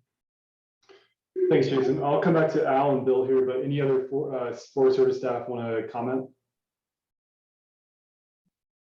I'd like to second Jason and also say, because I think the question was asked, what other committees Forest Service personnel might, be chairing, but I've sat in on 2 of the other groups, and it seems like a pretty broad, as far as prioritization or how it might shake out, I think nominations are going to happen, and it's not necessarily going to be about what Forest Service personnel are interested in. It's going to be what the group that has formed is interested in. And so I think it'll shake out as such that won't be much of a factor.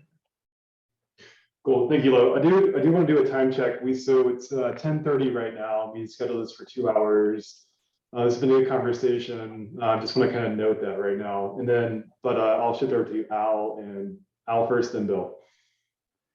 Yeah, I guess essentially my points I think were already brought up, but just maybe presented from a different perspective. And that, I think the forest, somewhat from what Matt was saying, let's move forward from a position of trust, and we need their Forest Service participation because, as was mentioned, they have the best feel as for what can be realistically accomplished. So that perspective is critical from my perspective, being a former federal employee for 30 years and being involved with decisions like this, that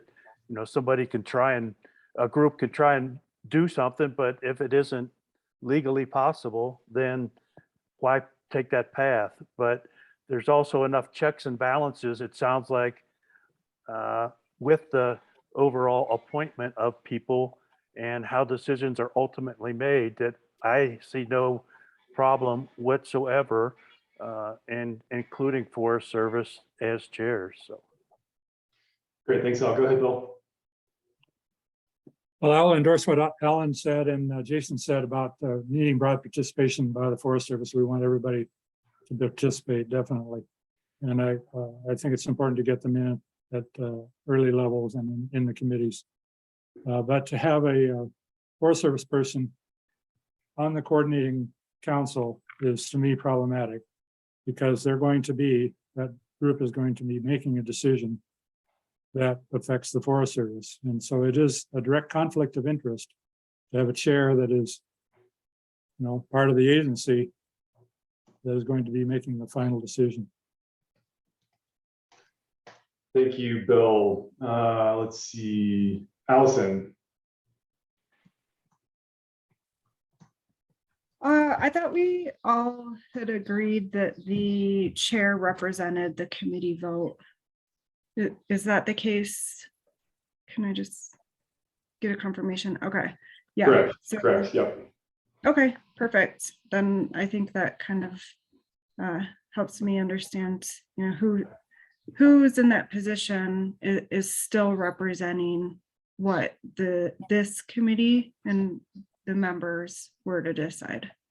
That's all. Yep, thank you, Allison. Let's see, who's got new hands up here? Let's go with Jason and then Bob. And I'm quick. I was just going to reinforce that from Allison in terms of, I think that goes for all the committees and for the group as a whole, right? I mean, this is representing the interests of these subcommittees going to the coordinating council. Coordinating council is representing groups of positions and kind of bringing it together. And so in all of these cases, I think that the chairs are proxies for a group of people that has diverse interests. So I just wanted to reinforce that. Great, thanks, Jason. Go ahead, Bob.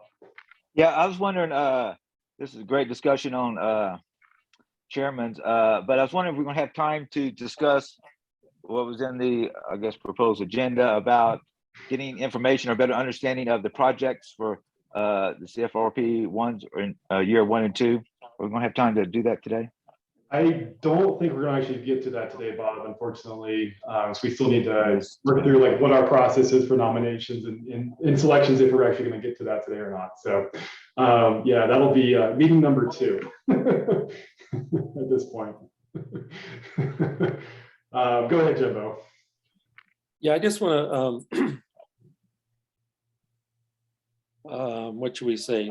Make clear what I think the overall spirit of the situation should be, which is there should be no restriction on anyone, being the chairman or a member, so forth, like as long as they want to, and and they don't have, just the good intent and so forth like this.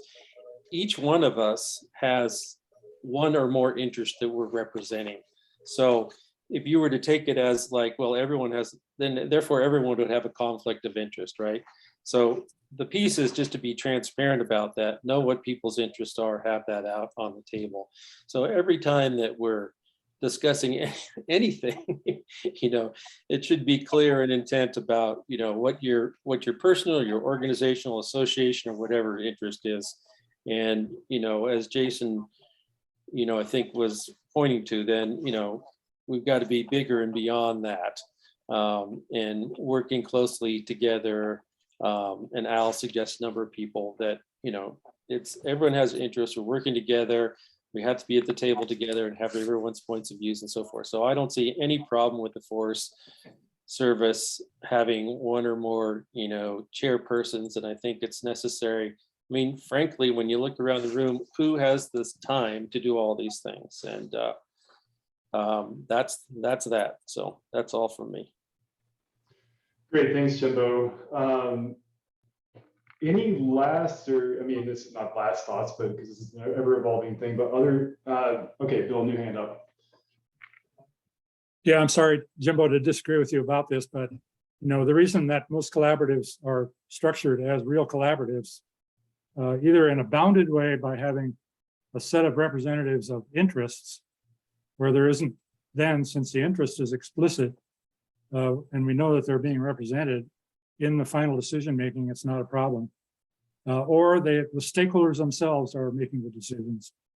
But what we've created here is a structure that is open to conflicts of interest, because people can come forward and gain power and be a voting member of that position, in that position.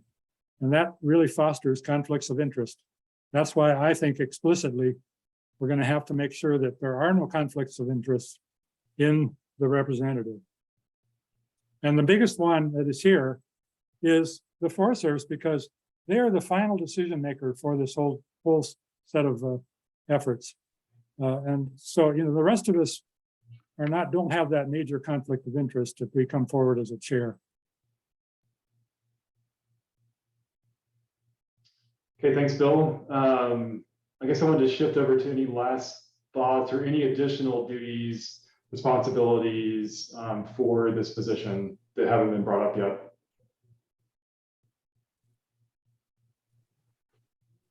Go ahead, Jason. Sorry, yeah, Jason, you go. Oh, sorry, I just beat you low. I was just also going to bring up the concept of, you know, this is a new structure and we could look at something like an assistant chair as well, to where you have a mix in terms of a vote, you know, kind of the lead who would be the official vote, and then but also having a backup in place in terms of sharing some of the workload, but also potentially relieving some of that kind of, if it was a Forest Service and a non-Forest Service person, some of that tension potentially. But just an idea, doesn't have to go that way. Okay, thank you, Jason. Lo, did you have something else for that? Yes, and sorry, I just have a hard time with the hand thing working or not working. So I do really like that idea that Jason just threw out, in large part for capacity as well, because this committee will take an enormous amount of time for somebody. So having a vice chair, something along those lines, could really help. You know, it might help actually also recruiting a broader number of people interested in being the chair if they knew that they had support, which is also a benefit to that. And to your question, Anthony, about if there are additional responsibilities, I mean, it's the mundane stuff, but, you know, making sure that the content gets on the website as is promised by the charter, making sure that, you know, notes are made available to the larger stakeholder group, making sure that, you know, the meetings are carried through as indicated by the charter. And so that's, again, like sort of that more mundane stuff, but also really important for the transparency of the group to the rest of the committees and to the public. Great, thanks, Lo. Jason. Lo hit it at the very last word, but just to emphasize too, that coordination with the other committees, I think, is also going to be a significant workload in terms of this role, that kind of assist. Having a couple people might be helpful, because between the monitoring and science, you know, this is going to be feeding a lot into that, and, you know, back and forth, and also the outreach and engagement in terms of our communications and sharing the stories, year-end accomplishments. You know, this is going to be a hub that is going to have to be heavily interacting with the other groups, and I don't think it can just come to the coordinating council and happen there necessarily. Okay, Bill, one last thought, and then I do want to kind of shift a little bit towards actually the nomination process here. Go ahead, Bill. Okay, quickly, I'm going to continue to critique this charter because I think it's not good, the structure that we've created. And you can see part of the problem, an enormous workload for this person who's the chair, and also the potential for conflict of interest, which is not good. And what we want, what collaboration works on, is trying to come together and make sure that all the interests are represented. And so you can have a bounded process where you explicitly have representatives for each interest, or you can have an unbounded process with stakeholders just making these decisions. In both cases, the workload is more shared and there isn't a problem of conflict of interests, or less so.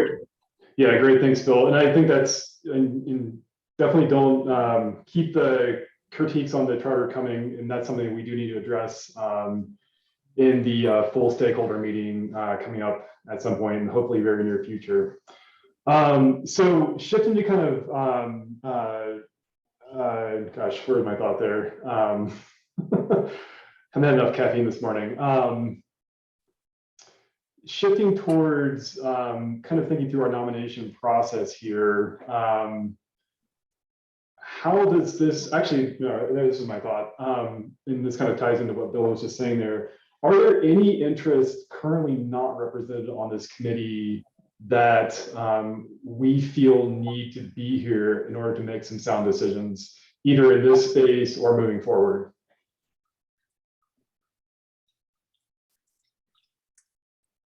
Well, maybe I'm missing something here, but I think as we've talked about before, once again, we're kind of shy on the recreation front. I mean, Bob's standing in for thousands in the East End, but we just don't have that much. And I think was to Lowe's point there about if we had maybe co-chairs or whatever like that, then we could do some recruiting a bit. But I think as we all talked about, I mean, and Bill emphasized there that the meetings are open to everyone. So I think it's going to be, as we've talked about before, our duties to pull in when we're looking at specific ideas, projects, choices, that we need to reach out to that, excuse me, that part of the community. So I see that. And I know Josh is on here from Montrose, but I think there'd be some other times when, once again, when we're more localized, and maybe it's the local collaboratives that we're, reaching out to Dave Sitt and then Andy Hawk and so forth like that. But kind of that organized recreational deal, they're all out recreating or coordinating their recreators. Thanks, Jimbo. Let's see who had their hand up next. Go ahead, Bill. I put it down. Oh, James then.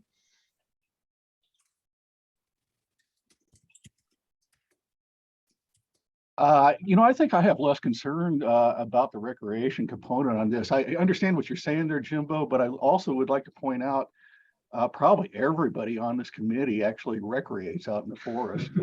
And I think, we've got good perspective on that as it is. And, while I'm open to really trying to, expand our network a little bit, I do think that we all have a very good voice as far as recreation goes, right within this committee, right where we are. I think that's well put, James. I think there's a number of very recreation interests here in this committee for sure. So, and thankfully it's not snowing right now, so Steve Hardwickson is here. Otherwise, he'd be out in the backcountry. Let's see. Go ahead with speaking of recreation. Let's go with Bob. Yeah, on the recreation real quick, as president of Pagosa Area Trails Council, we do represent all the different groups, the bikers and the hikers and the ATVers and the horse people and things like that. And so in my opinion, it's nice having in a more organized fashion. And if you need it more, I think somebody in Durango area and things like that on this committee would be nice to have representing. But I'm not sure they have somebody like a Trails Council that kind of represents all the different organizations. Anyway, that's all I got. Yeah, thanks, Bob. Go ahead, Bill. Yeah, I think this should be done a little more formally. I don't know. I mean, I know that lots of us have lots of interests, but that doesn't mean that we're necessarily going to be representing them on this committee. So I think the best way to do this is make a list of all the interests, and then, somewhat, I mean, it's going to be a little rough. And then ask which people are willing to represent which interests in our discussions. Great, thanks, Bill. Any other interests that we feel are not represented on this body thus far?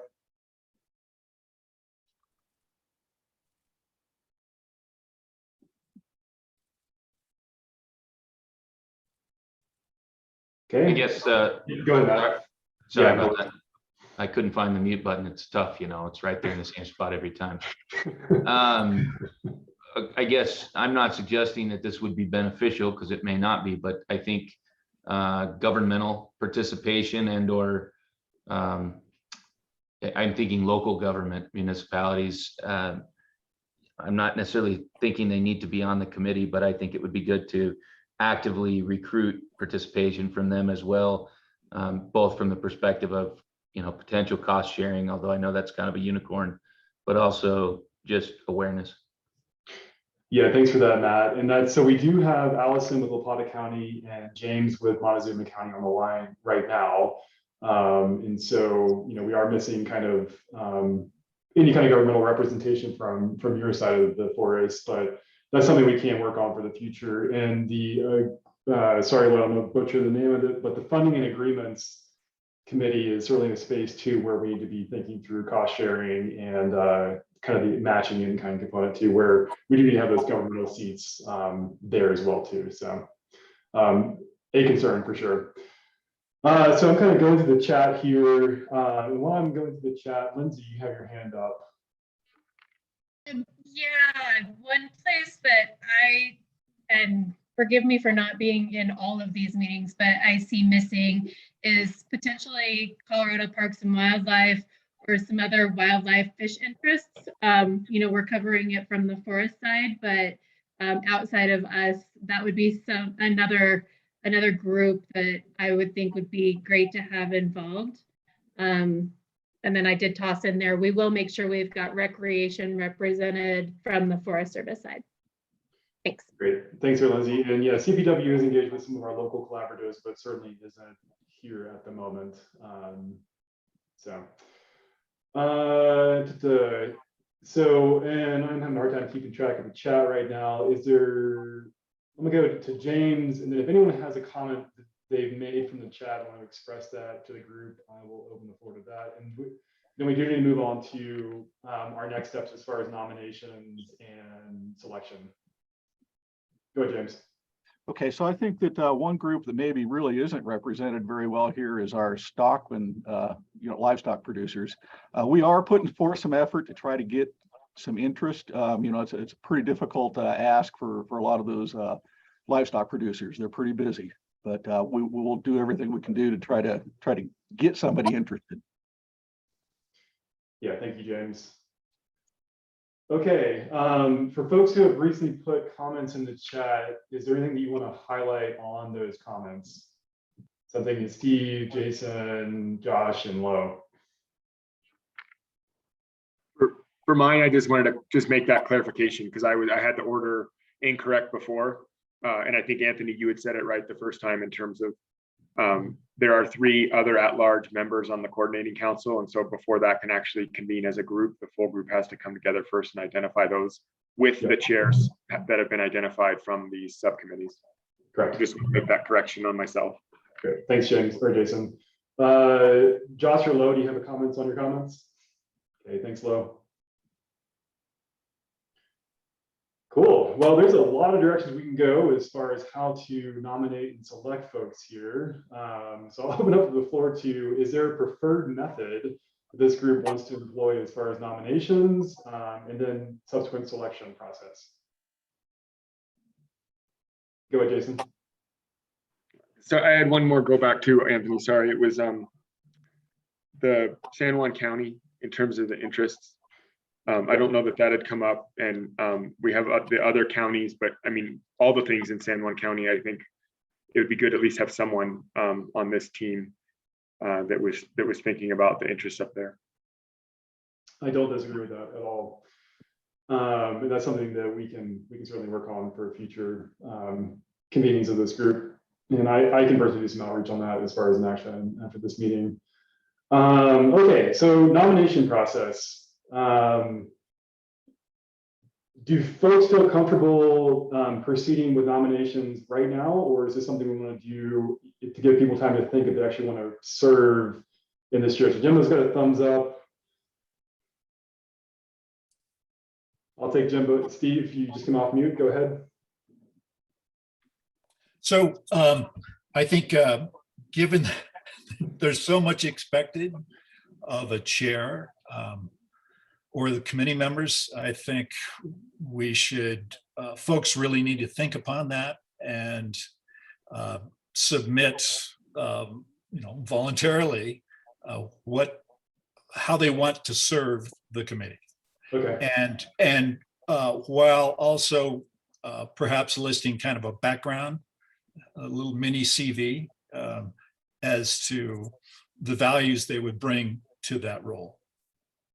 Okay, that's I think, yeah, submitting kind of a letter of interest and a basic little resume, for this process is certainly one that we've used for other committees and structures before. I'm seeing some nods and hands up about doing this right now, which kind of precludes that. Other thoughts? Is there a middle ground, or where do we want to proceed with this? This is Al. I would agree with Steve's approach of people submitting why they, what they anticipate the role being and why they are qualified to do that. And so that folks could review that and either support or not support their nomination. Sounds good, Al. Jason, go ahead. I'd be leaning more on the side of trying to get it done today, but I can support the process that Steve and Alan mentioned in terms of a kind of CV, a little bit more information type process. The thing I would recommend if we did go that route was that we nominate or at least identify a temporary kind of a chair, if you will, so that we can continue to convene some of the other moving parts that would be dependent on this one. And so that would be my recommendation is, first would be, my vote would be for, if we can get it done now, let's do it. If not, let's have someone kind of temporarily in the role that can fill the seat, even if it we shift a little bit over time. Okay, thanks, Jason. Jimbo, since you were for now, go ahead. And you're muted. Sorry, just quickly here, we definitely need a caretaker government, so to speak here. So whatever we do, let's, if we can just go forward and Anthony, if you're okay with it and keep us moving forward, I think that's like really critical. Even if we don't have a prime minister voted in yet. Sounds good. Let's see. So Bob's in for now. Go ahead, Al. Yeah, I guess agreeing with Jason that we need to have, just a temporary now, but then also set a deadline for people submitting a nomination with their mini CVs or whatever we want to end up calling that. So that, because a decision does need to be made quickly, but so that's it. Okay, go ahead, Steve. I would add that, yeah, we need a date by which voluntary submissions to serve. We need to set a date for that. And I would suggest we not select even a temporary chair. I would prefer that, Anthony, you just serve as a facilitator to make that happen.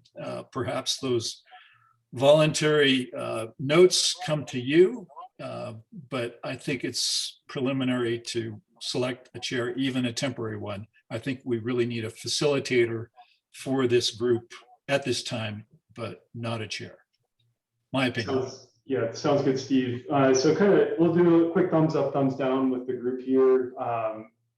Is getting something in by next Friday realistic for folks as far as getting a letter of interest / mini CV for your nomination for chair? Is that a realistic goal? So seeing the thumbs up here.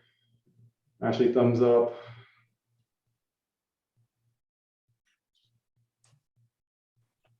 Cool, seeing thumbs up, thumbs up. Steve, I'm thumbs up, Anthony. I'm just trying to understand what that process would be. I mean, are we sending? Yeah, so let's nominations of other people, or are people sending nominations and resumes for themselves, or like can you get nominated and then they get a memo from you that they need to send their resume? Like, I'm just trying to. Yeah, that's a fair point of order there, because like that's the way that I'm interpreting this is that the collective, whoever's interested in being chair submits their own letter of interest and CV. What you're proposing is kind of a little bit opposite of that, of where we can then, nominate other folks. So like, I can nominate Jimbo because Jimbo is just a great dude and wants to do everything. But then the burden is on him to like submit something. There's an extra step there. I think for the sake of time, my proposal would be to go with the former of having individuals submit their information within this next week. Does that work for folks? And Jason, does that work with you, or would you like to consider the other option? Yeah, no, I'm okay with it either way. I was just trying to understand what it is. I can support that. I could support the other. Generally, I feel like the people that are nominated to do the role are the one that's more meaningful to me, but it's also puts more pressure on them. And so like, I think they're trade-offs either way. I think we can maybe open to both of that. So so the proposal kind of right now, and this is based off of Steve's recommendation, And I am fine keeping in the facilitator role and just a facilitator role to coordinate these next steps. Would be to submit a letter of interest either for yourself or for someone else to me by next Friday. And then if you submit, I would say that if you're nominating somebody, please do that before next Friday, because I'll need to then reach out to whoever is nominated to make sure that they're actually interested and want to submit their own letter of interest and CV. So we can be flexible here.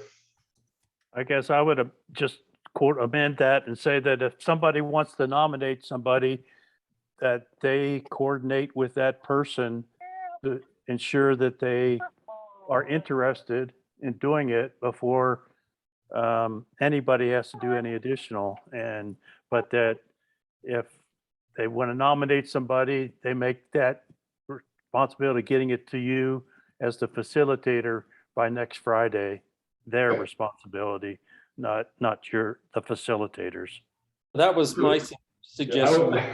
Al's. Let's do self-nominations, and if you think someone else would be great, why don't you talk to them and have them do their own self-nomination for sure. I support a process with less steps for sure. Just to be clear, I was suggesting only facilitator, Steve. I wasn't suggesting any kind of grand poobah role for Anthony, that's for sure. No, I really don't want that. Okay, let's do, I guess let's, Steve, last comment for you, or you still have your hand up there. I just submitted a suggestion. Okay. Yeah, you read it, see what you think. Perfect. Okay. So proposal on the table is that we, the collective we, submit a letter of interest and a brief CV to me by next Friday. And actually, let's move that up a little bit. Let's go by close of business on Thursday. That gives me Friday to process things. And so the proposal is, one, are we okay with me, Anthony, proceeding as kind of ad hoc facilitator temporarily until we get our chair in place? And then two, are we okay with this process for nominations as proposed? And seeing lots of thumbs up going on here. I was going to propose the 5-finger vote rule, but if we're getting thumbs up, that's good enough. But I will open the door to, is there anyone who does not want to proceed with this process? Or has some serious concerns about this process?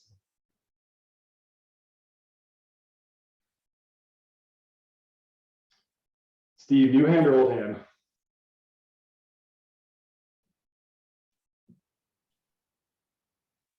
Go ahead, Bill. Well, mine is not with the process, it's with you as a facilitator. As you know, I've been strongly encouraging you to not set the agenda. I don't mind if you handle all the business other than that, but I think this group should set the agenda. Thank you. That is fair, Bill. And for future meetings, we will do a group, until we get the chair in place, we'll have some sort of group process for agenda setting, and that is noted. But for this next step, I will not be doing an agenda. I am just collating submissions for chair. And so to follow up on that, so if we're going to proceed with this, there is going to be a next step, and that is we have to then select the person. The ideal would be to have a meeting, if we have all submissions in on Friday, can folks meet the following week? Or do we want to do a virtual vote? Let's see if we can meet the following week. I mean, we just need to, we need to move this stuff along. We do.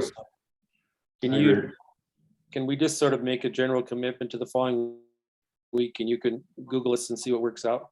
I mean, did this Friday morning slot work well in general, or did you have some other ones that you learned from the last process? I mean, as it is always the case, y'all are all over the board, so there's never like the day where everybody is great. Next Friday is the 22nd. No. The one conflict on the 22nd, we might be holding the Four Rivers field tour that day. And I still need to confirm with our Forest Service partners if that's actually happening or not. So that is the one conflict I do see for next week. My advice would be earlier in the week rather than later, just knowing that we do need to keep moving with things. Let's see. I'm gonna go with Jason. I put virtual in the chat, but I was just gonna expound. I mean, if there's strong, I guess a strong support for, or trying to figure out how to do this. It feels like if we're just getting back together to kind of say, yeah, we all agree, that's kind of a, do we need to have that meeting, or do we only need to have a meeting if it looks like we're kind of going in different directions? Sounds like, good. is there a way to try and do some sort of a virtual option and then have a meeting if we need to, basically? I support that proposal. We can pull together certainly all the files that get submitted to me can be released to this group, and then I can create a voting space for that using like Google Forms or something. Go ahead, Bill. Yeah, I support that. I think that's the way to go. Cool. So with that, any other comments or thoughts? Steve, again, is your hand up again, or is that residual? That must be residual. Your hands, I mean, your arm is really tired. You've had it up for most of the meeting here, so I'll lower it for you. Go ahead, Jason. The only thing I wanted to just ask, maybe there wasn't strong support in the group, and that's okay if there wasn't, but just asking about that kind of assistant or co lead, if that was, you know, if the person, if it was dependent, you know, a certain person being in a lead role, if it was dependent on having help, basically. I just wanted to, I didn't know if we'd resolved that, but if we had, then I'm okay with it. Yeah, I don't think we have resolved that other than us, other than you bringing that up. I'm trying to think through how to proceed with that as a, you know, with the current voting structure, the current thing we're setting up is really for like one person. So I would ask, can we proceed with getting that chair in place first, and then potentially determining if we need an assistant position for that? Like, for example, Anthony, one thing could be, we could have a Forest Service seat that was an assistant chair that was not the lead, that would be providing support for whoever the lead would be. And we basically, whoever that would be would know that going into it, they would have that. Jason, you elaborate on the scenario of how that would actually work? Like, what would be the need for that? Well, just in terms of capacity and some of the different things we've talked about, capacity, coordination with other committees, information gathering, a lot of those things that are going to be, and I know Bill disagrees with me, but a lot of those things are going to be connection points back to the Forest Service. And so having that kind of conduit built in, but also providing some of that just support for kind of the meeting rollout, I think makes sense to me. But again, that was what I was thinking. It could, you know, again, it could be two co-chairs that are non-Forest Service. But that's kind of the way I was thinking that could be pretty slick. Cool. So I'm going to move on to Bill and then Danny here, but I do want to be respectful of folks' time, knowing that it is a little bit after 11 now. So our current immediate next steps are going to be proceeding with submitting a letter of interest and your CV to me by close of business next Thursday.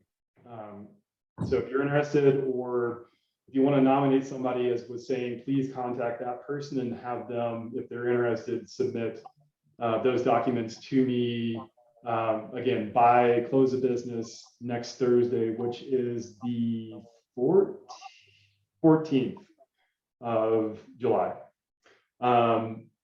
Friday, I will release in an email to all of you those documents and a link for voting. So for those who need to go, please do. And then if we have other comments, we'll continue on with the conversation right now. But are we okay proceeding that way right now? Cool, thumbs up, cool. So folks need to run, please do so. And then for folks who do have other comments, I'll go with Bill, Danny, and then Jimbo. Go, Bill. Yeah, what Jason said, I just want to make it very clear that I'm very strongly opposed to having any Forest Service personnel in either of these positions representing us. That will be a strong conflict of interest. Great, thanks, Bill. Go ahead, Danny. Yeah, I think it could certainly be valuable to have a co-chair. I think, you know, it could be structured into whatever like online discussion or online voting there is about like whether someone who puts their name in would be interested or see value in having a co-chair. And I think the group could also vote on that. So Danny, I'm hearing a recommendation for the poll would be a second question of do you support a co-chair? Is that something to that degree? And I don't know exactly the framing of it, but off the top of my head right now, I don't either. So let's go ahead, Jimbo. Yeah, mine's beyond and different than that. I would appreciate, so we can for all of us to keep moving forward, if Anthony, if you could be the I'll come up with a non-controversial term, the funnelator for agenda items we have. So as we look forward in discussions we need to have in upcoming meetings, could you hang on to possible agenda items? So that would give them a repository, and we could start building agenda, because otherwise we're just going to be spinning out here, making agendas and wasting time and so forth. And yeah, I'm happy to be a funnelator, and as it's kind of known as the coordinator for pulling in agenda items. You don't have to coordinate, just funnel them. Let's funnel it. I'll funnel it to I never know which platforms folks use, but we can create like a Google Drive or a SharePoint document where we can funnelate those items into, so we can all have access to. Great, thanks. I think that would just help our efficaciousness. Thank you. Any last parting thoughts from folks? I just want to say thank you all for those who participated today, and I'm looking forward to seeing this committee grow and progress. And yeah, we're gonna have some kind of growing pains and some bumps along the way, but you know, we're this has been a long time coming for the CFRLP, and so I'm excited to see it evolve. Thank you for facilitating, Anthony. Yeah, thanks. Yeah, thanks, Jimbo. Yeah, big thanks, Anthony. Cool. All right, folks. Well, remember, are we a chicken or egg or both?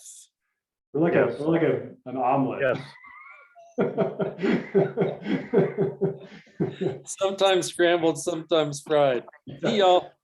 See y'all. Thanks, everybody.